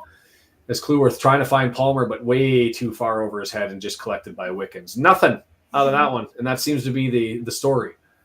Lots of passing, lots of searching, and then eventually we look to try and push it, and when we push it, it goes to them or out of play or to the keeper. Nobody able to get a header on that one. Both McCallum and Brunt mistiming their jump there, so Burton just comes and collects it. And come on, lads, let's do a thing. 52 minutes. We're still 13 minutes away from subs. That's the frustrating part. What we need is a change in the dynamic. Something. Yeah. We needed the 60-minute mark today. Because we're watching the same thing. You've gone out with your halftime adjustments. You've suggested what you think you want them to do. They've come out. It's been 7 minutes. We're not a thing.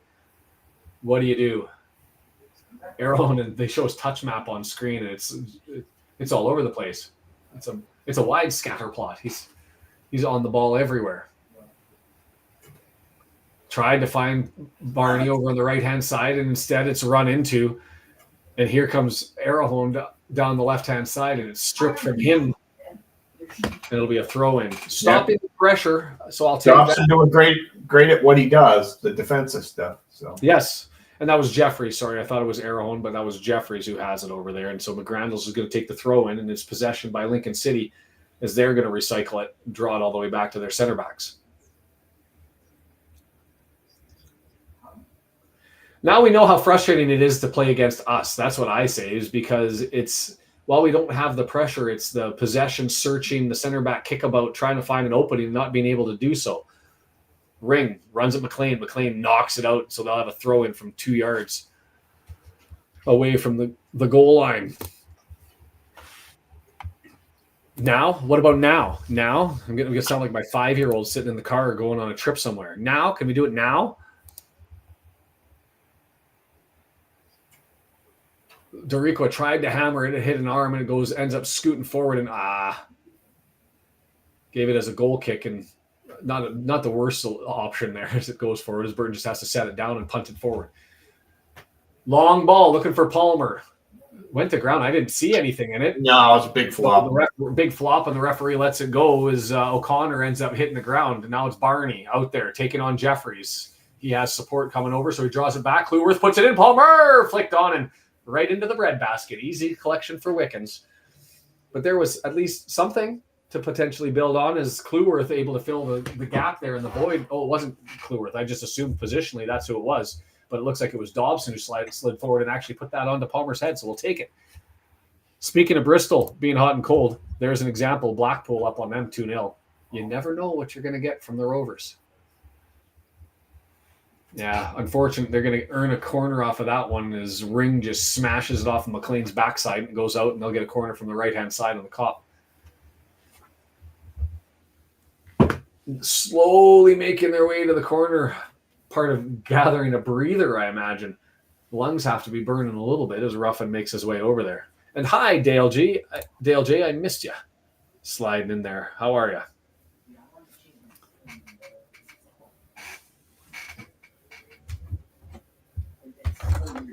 In-swinger Ruffin still lining up the ball.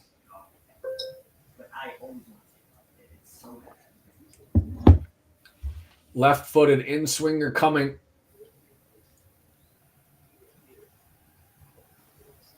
Headed away, cleared, but it's back to Ruffin for another opportunity. He gets it back and is swung back into the box and headed away there by, I believe that to be Clueworth. Yes, it was. Yeah, I think it was.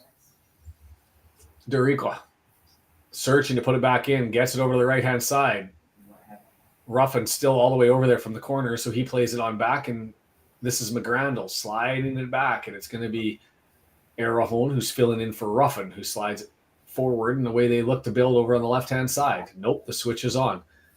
Ruffin, who's normally over in left back position, all the way up front over on the right-hand side. Oh, right cross in flat, and it's Brunt able to punch it out, and it's going to be a corner. Do you notice what they're doing over there? They're stacking two guys out wide, and Barney has to cover the closer one. And then it's a scramble for one of the midfielders to hustle all the way out to get to the guy before he crosses it. Well, it's just an easy outlet, right? Is because if you know that when the ball gets scrambly that you're going to have one or two guys sitting on that wing, it's just an easy source of we steal the ball just cover out there. Barney can't cover the wing because he's stuck too far inside on another offensive player. So left-footed in-swinger Burton doing what he does, coming out and punching that one clear. It gets outside of the area, but there's the opportunity, and it's blocked. I thought that was going to be a corner. A throw to us. I missed who that went off of then on the opportunity, but that was Burton. Well done coming out and punching that one away, as he's known to do. My lucky cap, I think, is sitting somewhere in a box. I mean, toque time? I don't have the toque. The only toque I have is my kid's Rudolph the Red-Nosed Reindeer one. I don't think that's going to fit over top of my head. The Christmas season is here. Why not? Look for a toque. Any toque will do. How's that? Come on, ref, call it up. Well, he says he's being fouled. He's running as he's continually being grabbed and nothing given. Knocked back. Matty James trying to settle it down. Or that wasn't James. That was Palmer. Old men all look alike in my world. Is that put out and it's going to be a free kick? I don't want this on. The antlers were you, though. Wigan up on Northampton. This is the crowd trying to get them into it. Clueworth. Super Dale liked it. Doriqua able to collect that one away from Palmer. There's just nothing here. Like, do a thing at the 60th minute mark. Let's make it 5 minutes. You got to get guys in there. You got to do a thing. You got to do something. We're just watching the clock tick as it's just a mass scramble in the midfield, and we're not able to push the ball forward. Headed away there by McLean. It gets up into the midfield. Arahone overruns it, but he's able to save it, get it back to Ruffin, who's back into his regular. Barely have it on this side of the pitch. Come on. Arahone moves it forward. Moylan, right-hand side. He's got Ring to his right. Decides no, draws it back, and Rathbone draws the leg back, and McLean ends up fouling Ring. And so it's just scrambling. Hey, you can order your pins. You can order your badges. You can do all that sort of stuff. Ultimate Promotions making this ad-free. They'll give you pins like this. Go to them. ultimatepromotions.bizultipromo.com. 48 years of service, free artwork, free shipping. And they'll set you up with your enamel pins as we're going to have a free kick 30 yards away and 1 yard away from the right-hand side. As Bolton finally ends up scoring, was wondering about that one and if they were going to end up eking some points out of it beyond just the single. Up now, 1-0 on Cambridge United. Thanks again, W&G. Left-footed in-swinger going into the box right in the middle, and it's knocked down, but Dobson doing Dobson thing, clears it. Rathbone gets it, and we've got a break opportunity. 4 men coming forward. Dobson, a sly little pass, nutmeg, gets it over to McLean. He's got Lee on his left. He's got Barney running forward, and can't even get a corner out of it as the cross smashes off of Arahone and goes up over top. He was trying to get it wide to Barney. He was trying to get it wide to Barney, but he smashed it off the shins, and that counterattack not there. Rudolph light the way to a Wrexham victory. Please don't make me wear the hat. I see players stirring. I see orange pennies up in the box. I don't know who it is. But now they're sitting back down again. No, they're taking it off. Up again. They're taking the penny I see off. orange penny coming off. So we are getting some movement there, closer to the 65th minute than I'd like, but maybe before the 65th minute. Is that a success in itself? In Parky we trust, right? Brunt with it. And there's I don't this know thing. if I trust his substitutions, but the rest of it I'm okay with. Just do something. Oh, wait. I'm trying to figure out who's standing. I don't know who it is. It's pretty sad. That tells you much about the game when you're sitting there staring at the box trying to figure out who's coming up, as we've earned ourselves a free kick and Lee takes it quickly. Right-hand side, Dobson looking, drops it back, looking for an option, can't find it, so he pulls it all the way back to Cleworth, and this has been the story is fast ball pressure, closing too much, so we maintain possession by going to the backs. The backs try to build it up, and when the pressure comes again, they're not able to do anything with it. EOC. That might be Gets over to Dobson. Dobson, a long high, looking for Palmer inside the area, chested it down, opportunity, and glorious opportunity, no defender in front of him. Wickens running forward to try and close off the angle, and so Palmer's solution, kick it up over top of the net. He did everything you want there except for the final touch. Chests it down behind Dariqua, knocks it down to himself, and then just too much weight on it. I wonder if that flick to Lee over to the right-hand side, who was also open, would have been the better option. I think you just take the shot. Have the crank. He had McLean, he had Lee. He tried to finesse it with a chip over top, and he got too much on it. I don't know if that was O'Connor I saw getting up. I think that's who it was too. It wasn't Mullen. I mean, you can't go a player down, so I understand pulling Brunt. But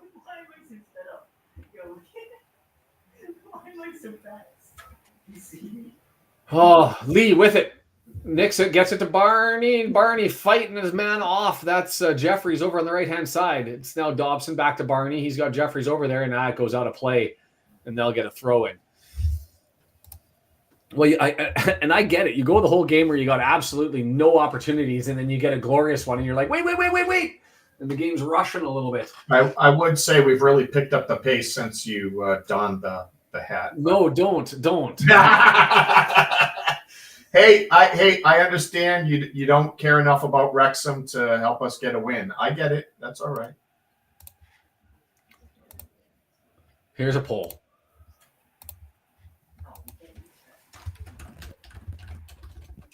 Do I wear the Rudolph hat? Please make me not, but I'll leave it up to everybody. Yes, no. Barney with an opportunity in the box, can't get there, climbs the ladder. Free kick given going they're saying Barney made too much contact in the air, and there's the poll. I'll let you guys decide what you want to do.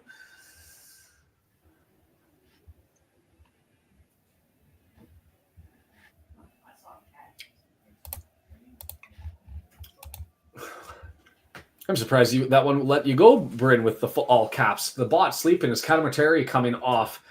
The first sub, Freddie Draper, and a little bit different in the sense that usually Lincoln in their windows brings guys in 2 at a time and does a little bit more mass changes, but just 2 there. And Andy thinking that Palmer had to finish that. I would have just liked to have seen a crack. I think it was too close to try the chip, but at the same time, I'm not the person racing to make a decision. And that's a turnover, but couldn't get it forward. And Palmer not able to get there because the pass didn't come to him, and it was just easily cleared by Dariqua. Lincoln City now, all on the push.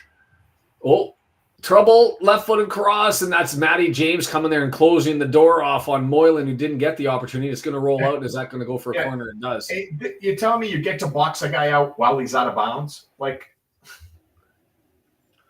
Moylan settling it down. He's gassed. And maybe there is an opportunity. Are they human? I'm worried here. Come on, guys. Shut this down. Right-footed in-swinger from the left-hand side facing the cop end. Served up. Curling ball. Far post. Oh, and it was on target and headed away by, I believe that to be Palmer. Saved him a goal, I think, as that was going for there was the slow-motion looping header that was targeted for the left-hand side, and Burton was already committed on the right.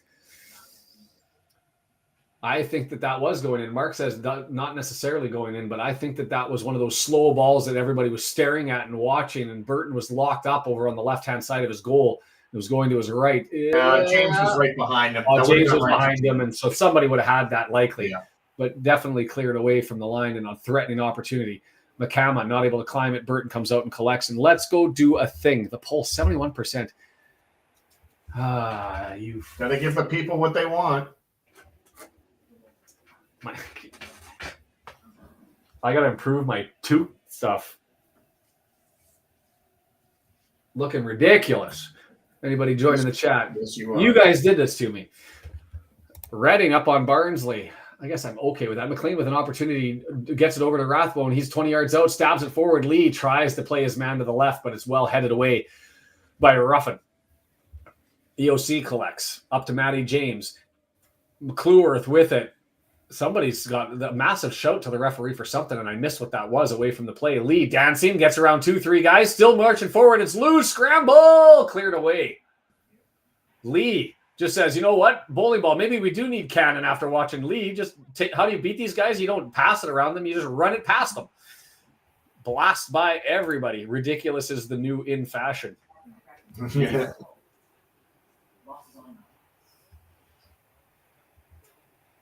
The fans going after that attempt. Now Dobson trying to his run. He blasts by 3 guys. Dobson dancing. The pass doesn't let him down. McLean in the area. Scores! An own goal off Dariqua. And let's say that was planned. Dariqua thumps the absolute tar out of that one. Because James, did he pick him out? That's what I want to know. You see that in hockey a lot where you bang it off of somebody.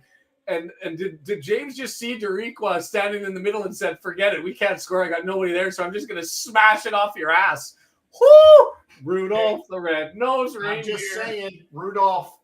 Had a very shiny nose.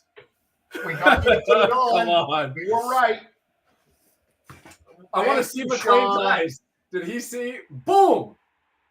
I actually don't think that was intentional. I think he was looking for Barney on the far side. I'd like to see his eyes. Smash. Glorious. Glorious. The power of the toque. Now I got the power of the toque compels you. The power of the toque compels you. What in the hell is up with this game? Birmingham haven't done much since that brief flurry, so we're back into second place for the moment, and I'll take that. Oh, my word. I'm going to make sure that these hats are in the wash on the go forward. Yeah, you have to take care of that hat. We may need Barney. that. Oh, God. I got to make an emoji now. Get AI to make a dragon with a red nose. Delivered Barney Palmer! Oh, Wickens with a nice little save. I mean, it was directly at him as Palmer was fighting off both center backs, and all of a sudden, we got opportunities coming. Are they gassed, Brendan? I think they were gassed. I think that this is Rudolph power right now. Like we're running solely on Christmas magic. The biggest frustration is the most rational person that we have in this chat is John, and John has been converted. I have nobody in it to support me now on this one. I'm alone on an island. I'm setting it up, and everyone's just joining in, just piling on. If you're watching an X or Twitch, or you've just joined, I don't normally. Well, okay, I do foolish things. I wear pajamas to football matches in Vancouver involving Wrexham and all sorts of things. But I didn't want to do this. I left the poll up, and it seems to be working. All of a sudden, the source. We weren't waiting on Parky subs. We were waiting on me to put on a ridiculous toque. Team Chicken. Yeah, we need another hat on. Is that what I'm doing? I have to recycle toques? If you want me to recycle toques, I'm going to need you to make sure you sign up for your $1 membership. Join so that I can fund my new toque fashion collection that's going to end up happening. My magic scarf. Come on now. Don't send donations. Send toques. Yeah, mailing address. Everybody's going to Amazon to look up the most ridiculous thing they can find. Oh, God. Mullen not hurt. Mullen hasn't started the last 2 games. Comes in as a sub the last one. We didn't need him. Palmer looked exceptional up there and with Lee. And so now McLean with an opportunity on the left-hand side. He's being chased. He still gets a cross forward, looking to Deriqua to score one again. Ay. The Red Horn Canadian Reindeer toques in the shop, please. Oh, God. Makama down. Mark thinks that he was pulled down. It's allowed to continue. No. He was holding on to Brunt. He tried to get a foul. Tried to flop on his own fall down, and he hurt himself. Good, because we say that all the time. Bullshit. We say that all the time. When you flop, you're more likely to hurt yourself than to draw a foul. Is it worth it? May I change my vote, Rudolph? God. Until it goes the other way, I guess I'm wearing this one. And I don't want to jinx it by putting the scarf on or anything else. I'm wearing my red, white Wales print toque currently. Everybody's going to the toques.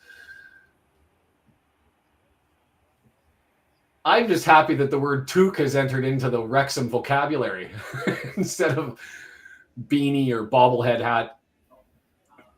Bobble hat. That's what my wife calls it from South Yorkshire.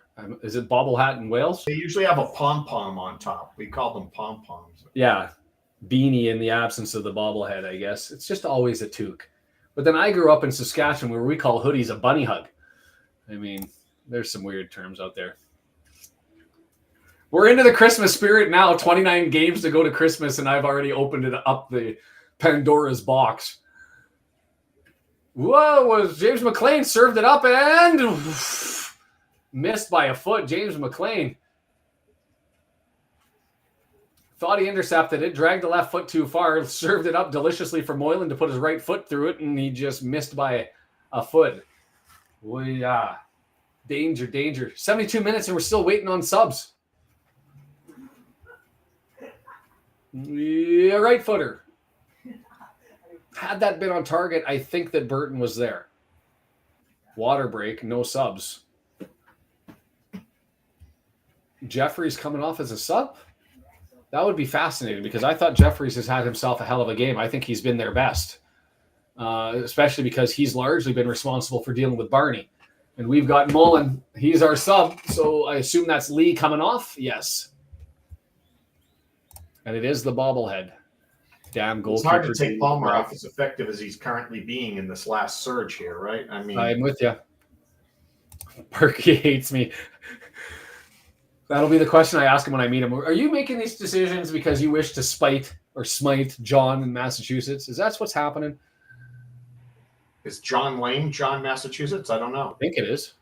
I've assumed that it was. Do I have it wrong? Just because of the language that's come forward has been the same. If it was John from Massachusetts, he would have taken several shots at me, and he hasn't. Fair. That's fair. And if I've got the wrong person, John Lane, then I'm a horrible individual. 73 minutes. We've still got lots of time left in this one. 18 minutes left to go, plus added time, which I don't think will be too much as it sits right now. Mullen up there, ball pressure all over the place. Houston John. Okay, we got Houston John. My apologies. Yeah, still the voice of reason.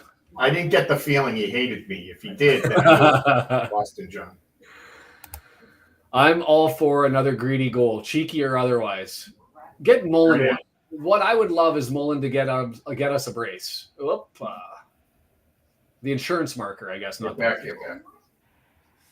Well, they're bringing a lot of guys. Instead, it's Lincoln City advancing the ball forward, roughing all the way over, gets it to Moylan. He has an opportunity in the middle of the pitch, and then it's thumped away and leaves it for Palmer to go on the chase with Dorico, who knocks it back to Wickens. What a mess of a game. But who cares when you've got if you can take the points, do you really care at the end of the day? There was a new sponsor that came in that I missed as the man of the match, and I want to look up the Twitter on that one to see who that was. As Will served back to Moylan and stepped in front, did Matty James, taking that opportunity away. Dorico and Palmer bumping into each other, and Dorico able to save that, and he draws it forward to McGrandles.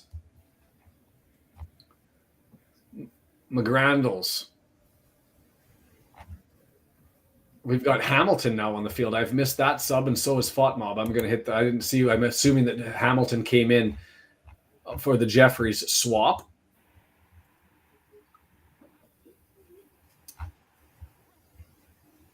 Still not registered. I think I got to try to inspire Paul Mullen. Palmer saves it, gets it over to Dobson. Dobson looking far side on the switch, serving it up for McLean to go and chase it on, but it's not there, and it's cleared. But Rathbone able to read that, runs in front. How did I see a number 11 and I still see Jeffries on the pitch? Am I losing my mind? I'm trying to figure out exactly what happened here. Barney sets it back to Cleworth. Cleworth sweeping it to Burton, and we'll take an opportunity. And this is the point where having possession actually helps you when you're able to eke out a 1-0 lead, because long may it continue that we just continue to maintain the possession and try coming forward as Palmer tries to get it to Mullen. Can't. Rathbone pulled backwards, fouled, and we're going to have a free kick going the other way. Eggnog next. Oh, my word. Is this going to be Christmas specials all the way through? I missed a GIF. No, it's James. Yeah. In for James. Well, here we go. Like, everyone should shift forward and. Well, now that's an easy solution. You're moving Dobson back. Yeah, Cannon's going up and filling his spot, and that's exactly where he goes to line up. So we're set up more defensively now. No, Cannon's going all the way to the front in the Lee spot. Gail, your dog needs to live in the bog. Palmer over to Mullen, back to Palmer, 18-yard box, not able to squeeze it down, tries a couple of dancing swipes at the ball, but Dorico ends up having it land at his feet, and he turns it upfield. McGrandles to Dorico. He's running forward. Dobson runs to grab and collect it, and that's just a bad touch. Dorico having himself a stinker here in the second half. The own goal, a couple of bad passes, and long may that continue. Mullen's goal to build the mojo. That's what we're after.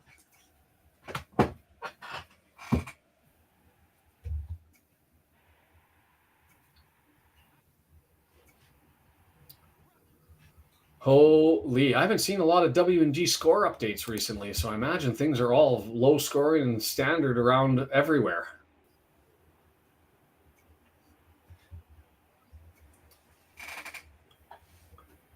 Rathbone to Brunt. Do you bring O'Connor in just to preserve Brunt from picking up a second yellow? That's what I thought they were going to do, because you couldn't go down a man.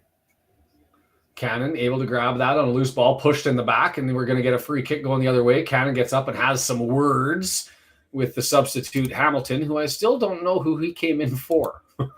I just know he's on the pitch at this point in time. Oh, he came in for Eric Ring over on the right-hand side. There it is. Get Moles a reindeer too. Are these going to have to be a thing? Are we ordering toques? Put them in the Wrexham shop. Everybody needs Rudolph toques.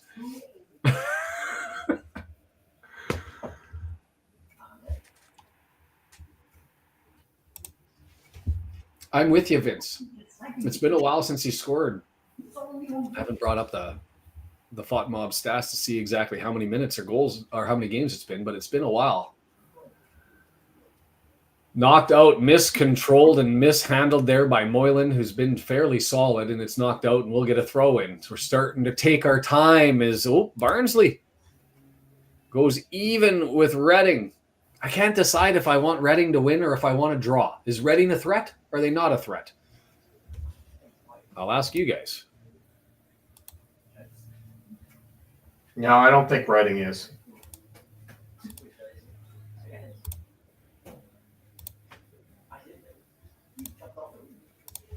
Still just throwing after throw, and it's going to be their time here, so I've got the opportunity. Is Reading a threat? And let's say to pass Wrexham. No, to pass Wrexham or to make the playoffs? Let's say to make the playoffs, because I think otherwise it would have been a no.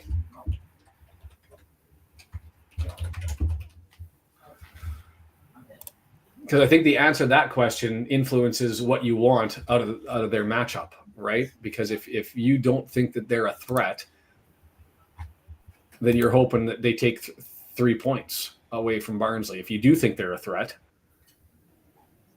then you probably want to draw.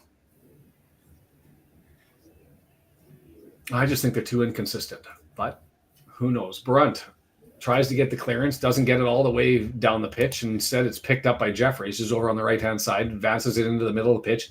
Duriqua off to McCama, and then it lands. Is that the sub Draper? No, the sub Hamilton. Oh, trouble! McCama! And was that stabbed or just pushed wide? Bouncing ball all over the place, hits Cleworth on the back of the leg. McCama sitting there on the ground trying to swing at it to push it, and he just ends up putting it wide. It's entered into the box, and it bounces off of one player, and it wasn't Cleworth that it hit. It was... That was Draper. Very lucky today. We are very lucky. We are. They have had their opportunities. They have missed their opportunities. And Mike, I'm in Canada. If you can tell from the accent, I don't sound like my wife or my youngest, who sounds more and more British because he's staying at home with my mom, or with his mom, with my wife. And so he's got the full-on UK accent as my 3-year-old. My 5-year-old, who's in school, has the Canadian accent. We're twisted in this household.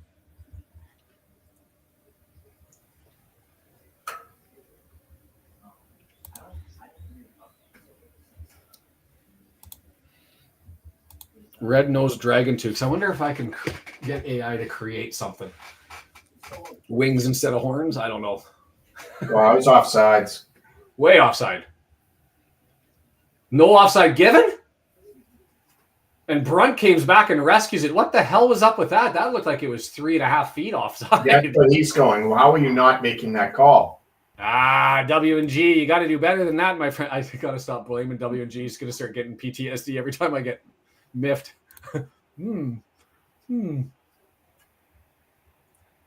It's a nightmare.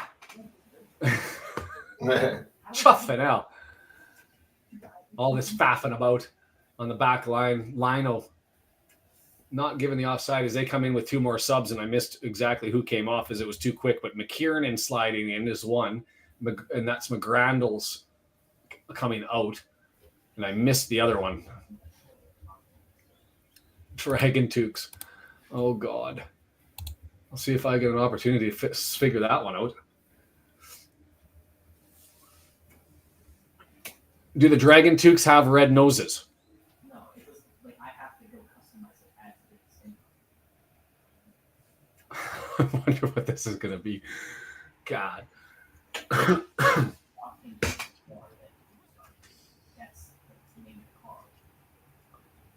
82 minutes, 45 seconds.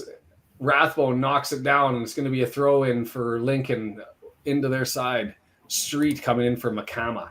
All right. I guess you miss a couple of opportunities like McCama does, and you're going to end up looking to see if somebody else can find it. Thumped by, whoa. That's interesting. I don't know what Draper could have done in that situation to be completely No, fair. he purposely stayed under it. He could have got out of the way. But I don't think I think his only obligation is to stand and hold himself. He can't go into Brunt. No, he went and took. Oh yeah, okay, he went into him. Yep, you're right. I thought Draper was closer to the spot No. And it was Brunt who jumped into him, but that was Brunt going up and Draper undercutting him. Hence the free kick. And so McLean serving it up. Oh, wide open. And oh, Mr. Mullen. That was header. Awesome service, man. That service was spectacular. Right onto the top of his head. Mullen could have gone left or right with the header. Instead, he goes down the middle, and hit Wickens exactly where he was standing. Yes, that's the chat as a red-nosed dragon hat. I'm going to either have to Google who makes them or make them ourselves, apparently. See if we can do that before the Christmas break. And I would love for a whole bunch of people in Wrexham to buy red-nosed dragon toques. Maybe we set it up where all proceeds go to a charity for Christmas. I'm happy to fire that up.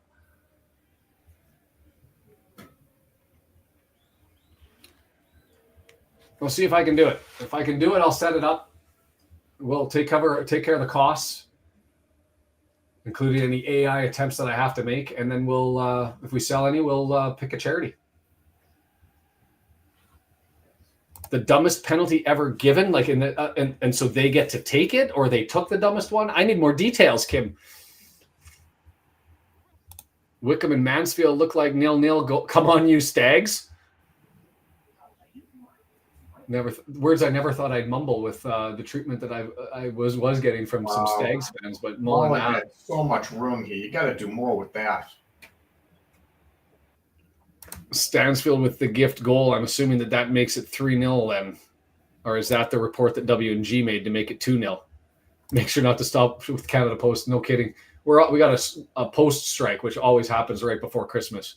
Best time to do it is everybody wants their gifts and their cards. Amazon killing it as a consequence. And they've got an opportunity here. That's the sub couldn't get to it, as that was McKiernan, the sub who came in from McGrandles, had the opportunity and couldn't get it forward. 4 minutes until we find out how much added time. What are we looking at here? 2 minutes? Not much. Yeah, whatever it is. Yeah, it can't be more than that. Palmer, can he keep it in bounds? He does. Bounces it forward. And well done, Mr. Palmer. The extra leg work just to eke out some extra time. Is we're going to get a throw-in opportunity, and the clock ticks away, and McLean says, I'm going to take it. No, I'm not going to take it. Or sorry, Cannon, I'm going to take it. No, I'm not going to take it. You're going to take it. And it's Barty who's going to slide forward. Thanks for subscribing, Ace. Give you my mailing address. Everybody send a toque.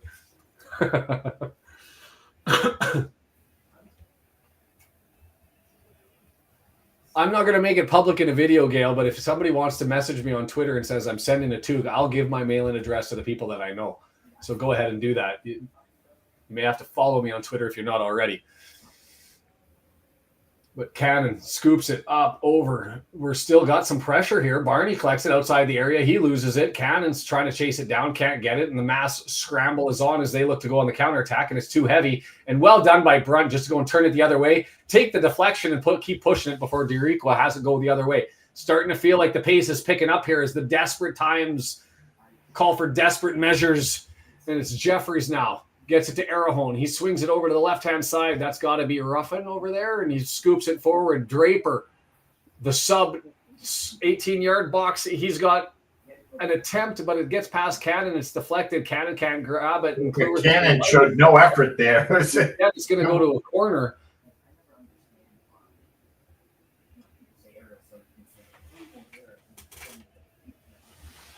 This is a big stop here. They may not get another great opportunity like this. 2.5 minutes left in the match. They're going to line up for a right-footed in-swinger by Moylan. Rub the hat. Rub the hat.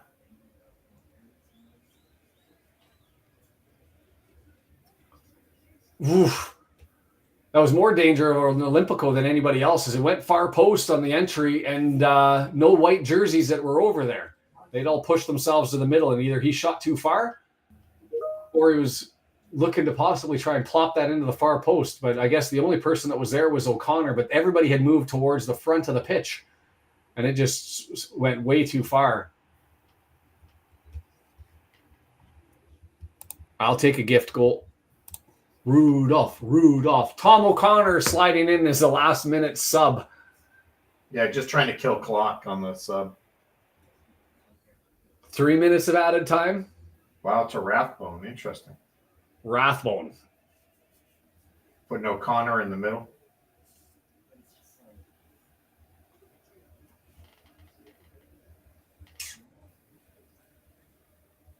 Do we swap our triangle so now there's only one at the front and two at the back? I just think a better defensive-minded midfielder helps, right? That's classic. Well done, Jeannie. Rudolph the red-horned reindeer. EOC bangs it off. Fortunate there that Moylan not able to get to it as it hit his shins and advanced forward. 3 white jerseys coming forward, and Mullen gets called for the undercut there, and it's going to be a free kick as they run forward 5 yards, and the referee's going to make him come back. It doesn't make any sense to me. You want time. You want the game to be playing. If it's not in a dangerous territory, there's no reason to try and eke out an extra yard, 2, 3, or 5 yards. Just get the play going. Instead, time's ticking away. Cambridge tied Bolton. Nice. Thanks, WG. Cambridge! See, that's why I love you, W&G.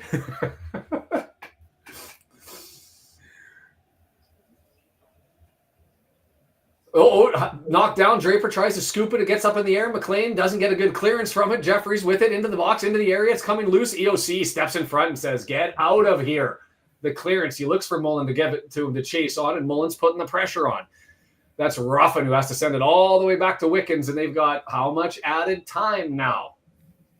4? Yeah. What? I would have thought 3. I was going to be 2, but then I thought, the subs, you got to account for those, and here comes Lincoln City. If they score in the last minute, I'll be upset.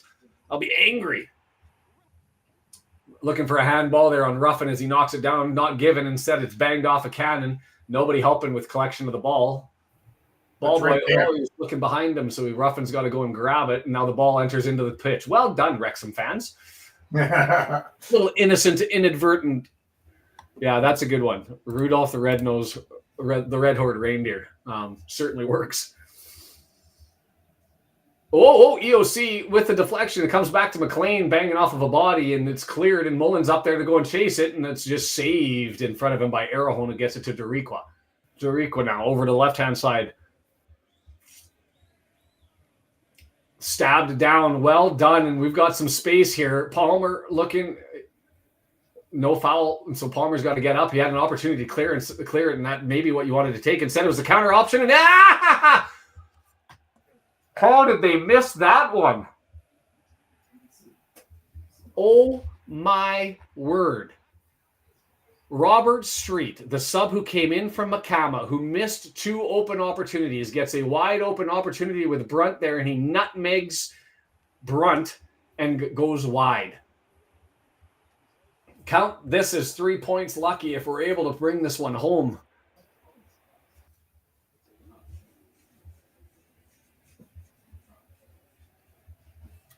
Come on now. I don't know if you're speaking of Burton or if you're speaking of Wickens, because I thought Burton, when called on, has been made the saves. They just missed. No, I wonder if he meant it was hopeless for him to try to stop that from there. I don't think he was going to be expected to go 2 feet wide of the post to be able to save that from a. Yeah. Why would he? Goal kick was the consequence. Well done by Mullen. Jumps in front of the offering by Doriqua. Palmer over to Mullen. He's wide open. Come on, Moles. He's too heavy on that touch, and Doriqua saves himself and gets over there. Yikes. Too many shots off target, right, WG? I mean, we'll take it, but we'll look at that stat afterwards as Mullen has it. He's got Palmer who's offside, so he doesn't go to him. Goes to TOC, who punched it into the corner. Is Mullen going to take a stab or run to the corner? Have a crack, Moles. And he bangs it off, and we're going to get a corner. Well done. Mullen trying to get the crowd fired off. Make a gif of Sean rubbing the hat. No! Interesting, because I thought he's been doing all right. I mean, he's not a shot stopper like Ogonko is. He's not as quick going one way or the other, but he is effective positionally and getting off of his line. I would suggest better than Okonkwo, and he hasn't been asked the question. No. I believe that to be true. I believe this is the first corner, and we're going to corner flag this one. Palmer has it at the corner flag, scoops it off. Oh, well done by the defender. Bangs it off of Palmer. I thought that was going out for sure, and instead it's going to be a goal kick that Wickens comes and grabs off the tee at the side and trying to get this one underway as it's 40 seconds to the 4-minute mark. Ugh. Scheming against me.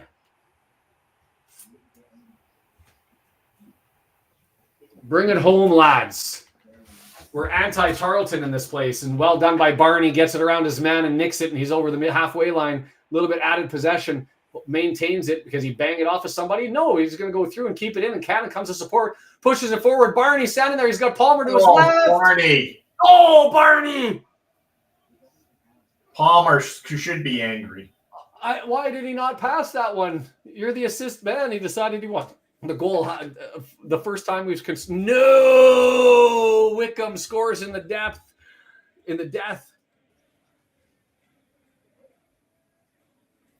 Did we get the final whistle? We got the final whistle. It came out of nowhere, and it's 3 points on the board. But yeah, that's the frustration part. We celebrate three points, and man, now they're even more important as Wickham able to steal it in the death. Rudolph. Huddersfield goes up 2-0 on Leyton Orient. I'm going to have to bring up the table is all I can say on the outcome there. It hasn't even updated yet. Barnsley and Reading ended in a tie, and so that means Reading's still up in 7th place at 16 games. The poll saying they're not really a threat, so I think people might have been favoring Reading to take the 3 points on that one. I don't know, but it was 0 corners, but we had the one at the end, and that isn't a win. That's the other team losing. Thank you, everybody. Before everybody signs off and gets back to work or to celebrating the evening or whatever you end up having to do, we'll take 10 minutes to try to decompress on this one. But if you are going to leave, hit the like button before you go. If you're over on X and Twitch and you like this sort of thing and you stuck with us, come over to YouTube, hit the follow button, subscribe. That way you get notified as we're bringing things. Thank Rudolph for those 3 points. Rudolph the Red Horde Dragon going to be a thing. I don't know what just happened today. 90 plus 3 for Wickham to end up scoring that one. Yeah. Well, thanks to our sponsor. Oh, sorry. Just to get the sponsor announcement in while everybody's here. They made these ad-free, and special thanks to them. If you're looking for pins, you're looking for badges, you're looking for medals for sporting activities, sport pin trading, for work or otherwise, 48 years of service, Ultimate Promotions, you go to ultipromo.com or ultipromo.com or ultimatepromotions.biz. Free artwork, free shipping. They'll set you up. Soft enamel, hard enamel, pressed pins, everything that you want. Go and check them out. Thank you, Deandra. Thank you, W&G. No match on Saturday, so we'll be back on Sunday for is it the return match the women have? I forget who they've got in the next one, but that's going to be Cardiff, the next. Don't they? Sorry? They have Cardiff? I think it is Cardiff, and I think they've got TNS coming again after another 1-0 heartbreak. It's those close games they're just not able to take this year. It's starting to run out of runway before the first half of the season, I think, for them. After Barnsley, the rest of this year should be a walk in the park. I'll just say easier competition. I don't want to jinx it. What did Swirly throw out? That was a tough watch. We didn't deserve to lose at Charlton. We didn't deserve to win here, so it balances out, in my opinion. I'll agree with you. Yeah. The nature of the season. The women will be playing on Sunday. Deandra, and hopefully I can get to that one. If I'm not doing the Saturday, I will try to convince my wife to free me up on the Sunday. I don't think there's an FA Cup game that I want to watch. There's no League One matches going on, so I think that'll be the answer. So join us for the women's match. And that gives me an extra day to find out how to make red dragon toques and see if we can get those ones out. So follow along. I should have lots of time to get the Who Are Ya out there. Need the like to be smashed, being throttled a little bit by YouTube because of the inactivity with the Who Are You series. They're slowing me down. So the bumps to let everybody know that I'm here would certainly be welcome. So subscribe buttons are great. Like buttons are good. And you can always join for $1 a month, which would always be helpful. And you get the perks with that one. Yes, Jeannie. Thanks to Rudolph. Let's go through. What are we going to look at the stats and see how many corners, and I think the other one is how many missed shots did they have? I think being the key stats I want to look at. So let's bring it up as far as Wrexham possession leaders again, 56%, almost equal on the XG. You wouldn't expect. Well, they've had one. We had 0.91. I'm surprised so low for them because they had opportunities. 14 total shots. Is that true? 14 total shots, 1 shot on target. Wow. The pass is not nearly as dominant as we were in the first half. We were on pace for over 500. As it turns out, we just almost got to 400. And 6 corners to 1 at the end of that one. Shots inside the box, surprisingly 10 apiece. That doesn't register with how I was feeling this one, as it felt like they had more high quality chances. But at the end of the day, they're saying we had more big chances, 2-1. So a fascinating thought mob stat is that doesn't fit with my recollection of the game. Thanks, Michelle. Brendan, your mom's even on your side, which makes sense to me, but we're going to need to get Brendan to toque. That's all I have to say. This has to be fair on both sides of the equation, both sides of the north. I have a great toque that I will have ready for the next men's game. Perfect. It's very, it's related to John Daddy Bodvarsson. I have an awesome Icelandic toque. Perfect. Love it. So, yes, just win. That's the goal. Brendan, to my question, then when you go through the stats there and you see, I mean, other than the shots on target being as abhorrent as they were for them, which kind of fits because they missed lots of great opportunities, are you surprised that the big chances are as low for them as they were, that we surpassed them? And are you surprised that we had as many shots inside the box as they had? Yeah, definitely. I wonder what they call a big chance. After seeing these stats and watching this game, like how's Mullins not a big chance, and how there's just been too many point blank shots. Mullen, and how was Palmer when he kicked it over the net? And they had how many really great opportunities that they just blasted wide? I thought those are all big chances. Yeah, I think a number of those could have gone in, right? And I'm curious as to which one they thought was the big chance that was missed and what wasn't. But as at the end of the day, we walk away from this to trying to describe the goal. Do you think that McLean smashed that off of Doriqua on purpose, or do you think that he was looking at Barney and it just happened to be Doriqua playing it? He was going all the way across to Barney. Palmer was a little bit closer, but he would have had to play it back or slowed it down for Palmer. Yeah. He was trying to get it wide to Barney. I think he does that quite often where he looks to the far post immediately. Because he thinks that that's a better option because the keeper has further to go. So I think that's why he always plays it there. But yeah, no, I'm with you. And Doriqua with the little shuffle step in the middle and ends up banging it into his own net, and we will take it. He's going to have a long trip back home to Lincoln, 3-hour, 10-minute drive to conclude the end of the evening for them. Do we take a look at the standings? Unfortunate with the Wickham win in the 90th plus third minute, the 93rd minute. Sean on a shelf next week being permitted. How did Wrexham fare, Stephen? It was an ugly game. We couldn't control the midfield at all. I think that Lincoln had the balance of opportunities. I think that they would say probably should have converted on 2, if not 3 of them. And so, I think that we, as far as our opportunities, other than the goal that went in off the back of Doriqua, or him off of his feet, did we have one that we thought should have gone in? Palmer had that opportunity. He chipped it up over top. Mullen had a header. He went directly in on goal. Did we have anything else that was in? Post that we had. We had the looping far post opportunity that went off to the right side of the keeper and hit the woodwork. So there were opportunities to get goals. So maybe we're a little bit hard on Wrexham because it wasn't a pretty game. Is there some truth to that? Can we convince ourselves that we deserved it? Their chances were really good chances. And we had no corners. They had how many set pieces? I don't even know. I didn't look at the number, but it was a lot. And the ball seemed, when it was in our half, it was in our box and they were getting opportunities. And when we had it on their half, it wasn't as many, threats deep. It was an own goal, Stephen. McLean had the ball on the left-hand side and had space and time and hammered a left footer across the face of goal, trying, we think, to get it to Barney. I asked the question, was it intentional that he smash it off of the player intentionally in the middle of the pitch? Doriqua, who scored the own goal, but we think he was going for Barney on the far post. Instead, Doriqua got his feet into it, and it went backwards and into his own net. And I hope I've been pronouncing his name right the whole time, Doriqua. the former Cyprus top level player who came in on a free this year. Man, I just saw a glimpse of myself on YouTube with this stupid hat on, and I look absolutely ridiculous. I shouldn't have gone to YouTube. I could have just ignored all of Wrexham appreciates it, Sean. Oh, yes, because I had control from Vancouver, and it was this silly, stupid, magical Rudolph hat.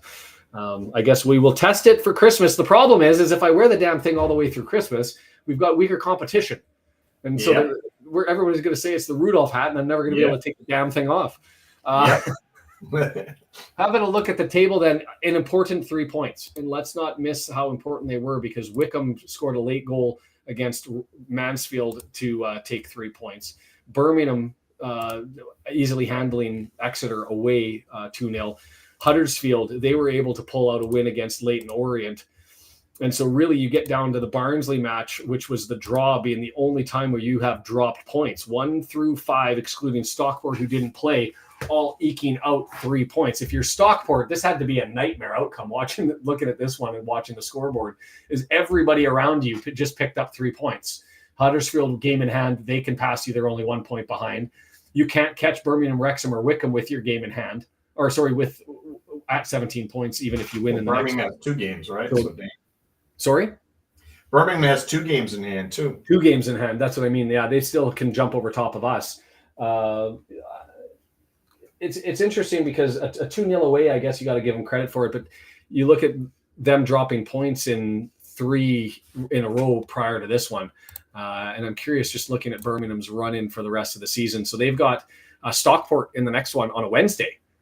Oh, if I wasn't so busy that week, I would look to try and do a back-to-backer, because we'll have ours on December 3rd. I don't think I can make it work. But that's a tasty match to watch. Maybe I just end up watching it myself. But that's something to flag. The Birmingham Stockport game going to be all on its own on the Wednesday. Is that's points dropped by somebody around Wrexham on. For the rest of them after that, they've got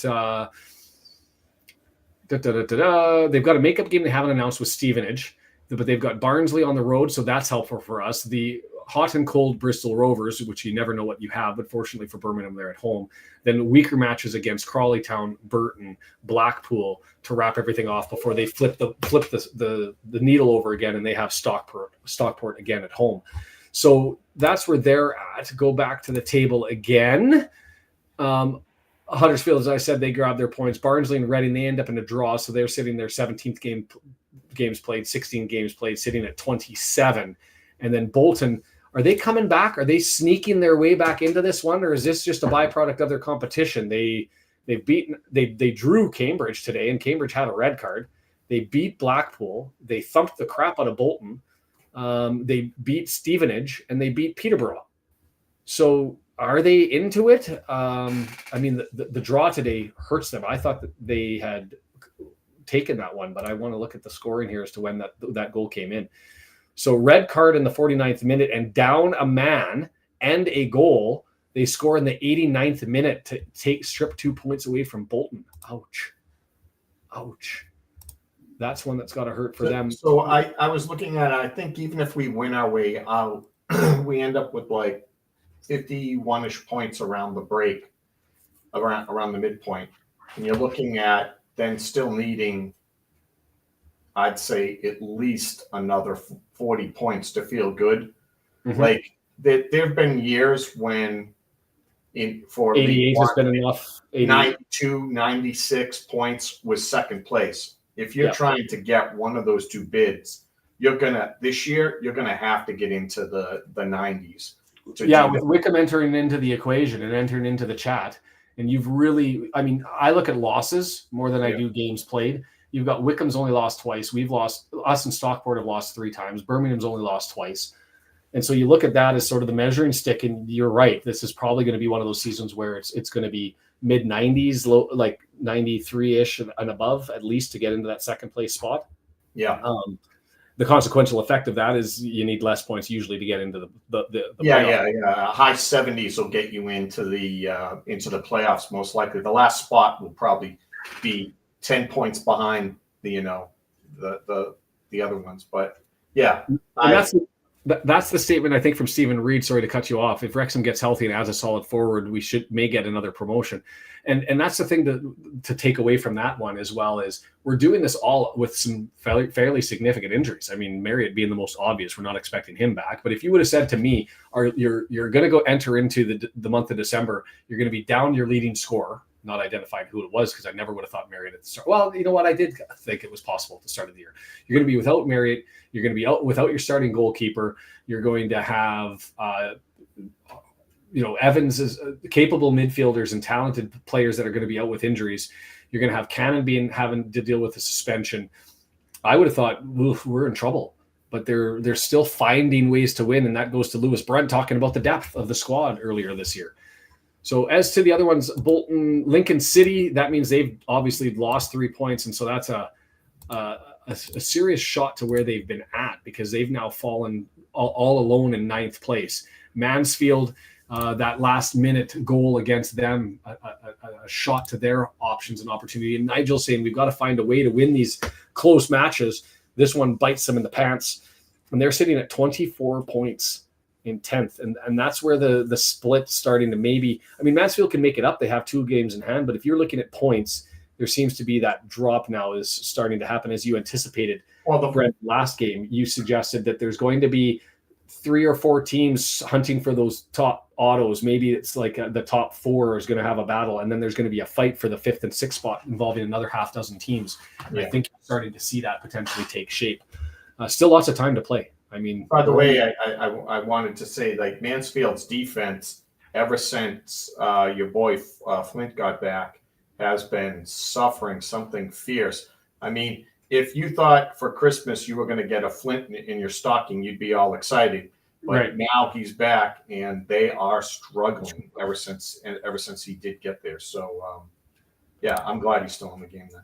And Charlton, who is 4 games in a row where they drop points, able to find a relief in Burton. I'm curious to see how, and I'm wondering if they're going to be able to pull something out here, them and Peterborough, as far as who's left in their matches. Because you look at those teams that might be able to go on a mid to late season run. Closing things off, they've got Crawley. So they had Burton, who had a red card. Charlton wins just 1-0 on the road. They've got Crawley at home. Then they play Lincoln City, Mansfield, Northampton, Cambridge United, Wickham to wrap up the season. So an average schedule, I think, going forward. So they'll have to do some work to be able to eke back into this and put themselves up into an opportunity coming into the second half of the season. Yeah, we got to make hay now. This is the easiest run we're going to get all year long. These last 6 on the way in. Yeah. For Peter, I don't think there's going to be anybody in the month of December who has it as easy on paper as we do, which is why Birmingham's pretty easy. But yes, yeah, I agree.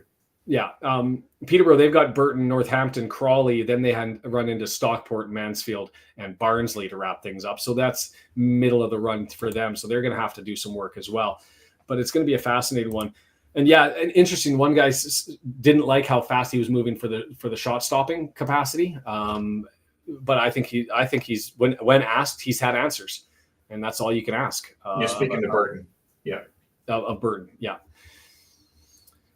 Yeah. Put in the chat about how great he's doing in place of Okonkwo.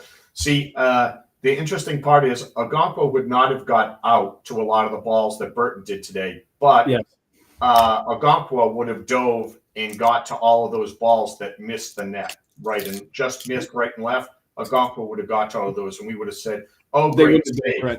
Yeah. So, they're 2 different players there. Yeah, I'm with you on that one. Oh man, I'm gonna take this off and relieve some pressure. The problem with this toque is it's my kids. I'm wearing a 3-year-old's hat, squeezing my noggin to bits. I don't know what more to talk about. I mean, for us, we've got the bit of a lapse until we get to next week. We're gonna have a whole week off here. Before we have the last, as far as the table is concerned, real challenge in Barnsley. Then we end up in the teams that we should be able to take care of business with. 5 games: Burton away, Cambridge United at home, Bristol Rovers away, Blackpool at home, and then Wigan Athletic at home. So that's the run to close things off. 1, 2, 3, 4, 5, 6 games, 4 of them at home, 2 of them away. All but 2 of them against bottom of the table, or Wigan, would you call them bottom of the table right now? I don't know. Yeah, you would. Yeah, you would. So other than the next game up, so bottom of the table, lower third teams. So that's where you expect to make it up. Just got a message to join the after show tonight. Maybe I bounce over to the local pundit and have a little bit of a chat over there before I wrap things up here. I'm going to look into the Rudolph hat, and I'm going to have to explain to them while I'm wearing this one. I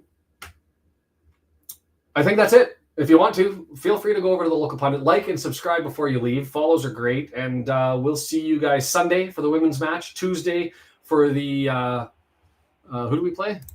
Barnsley. Yeah. Tuesday for the Barnsley match. I've got time to make the Who Are Ya, and maybe I can figure things out in here while we're at it. It's been a good one, even though it was an ugly one. 3-0, 1-0, and we take the 3 points. Carry on and enjoy the rest of your day. Have a good one, guys. Take care.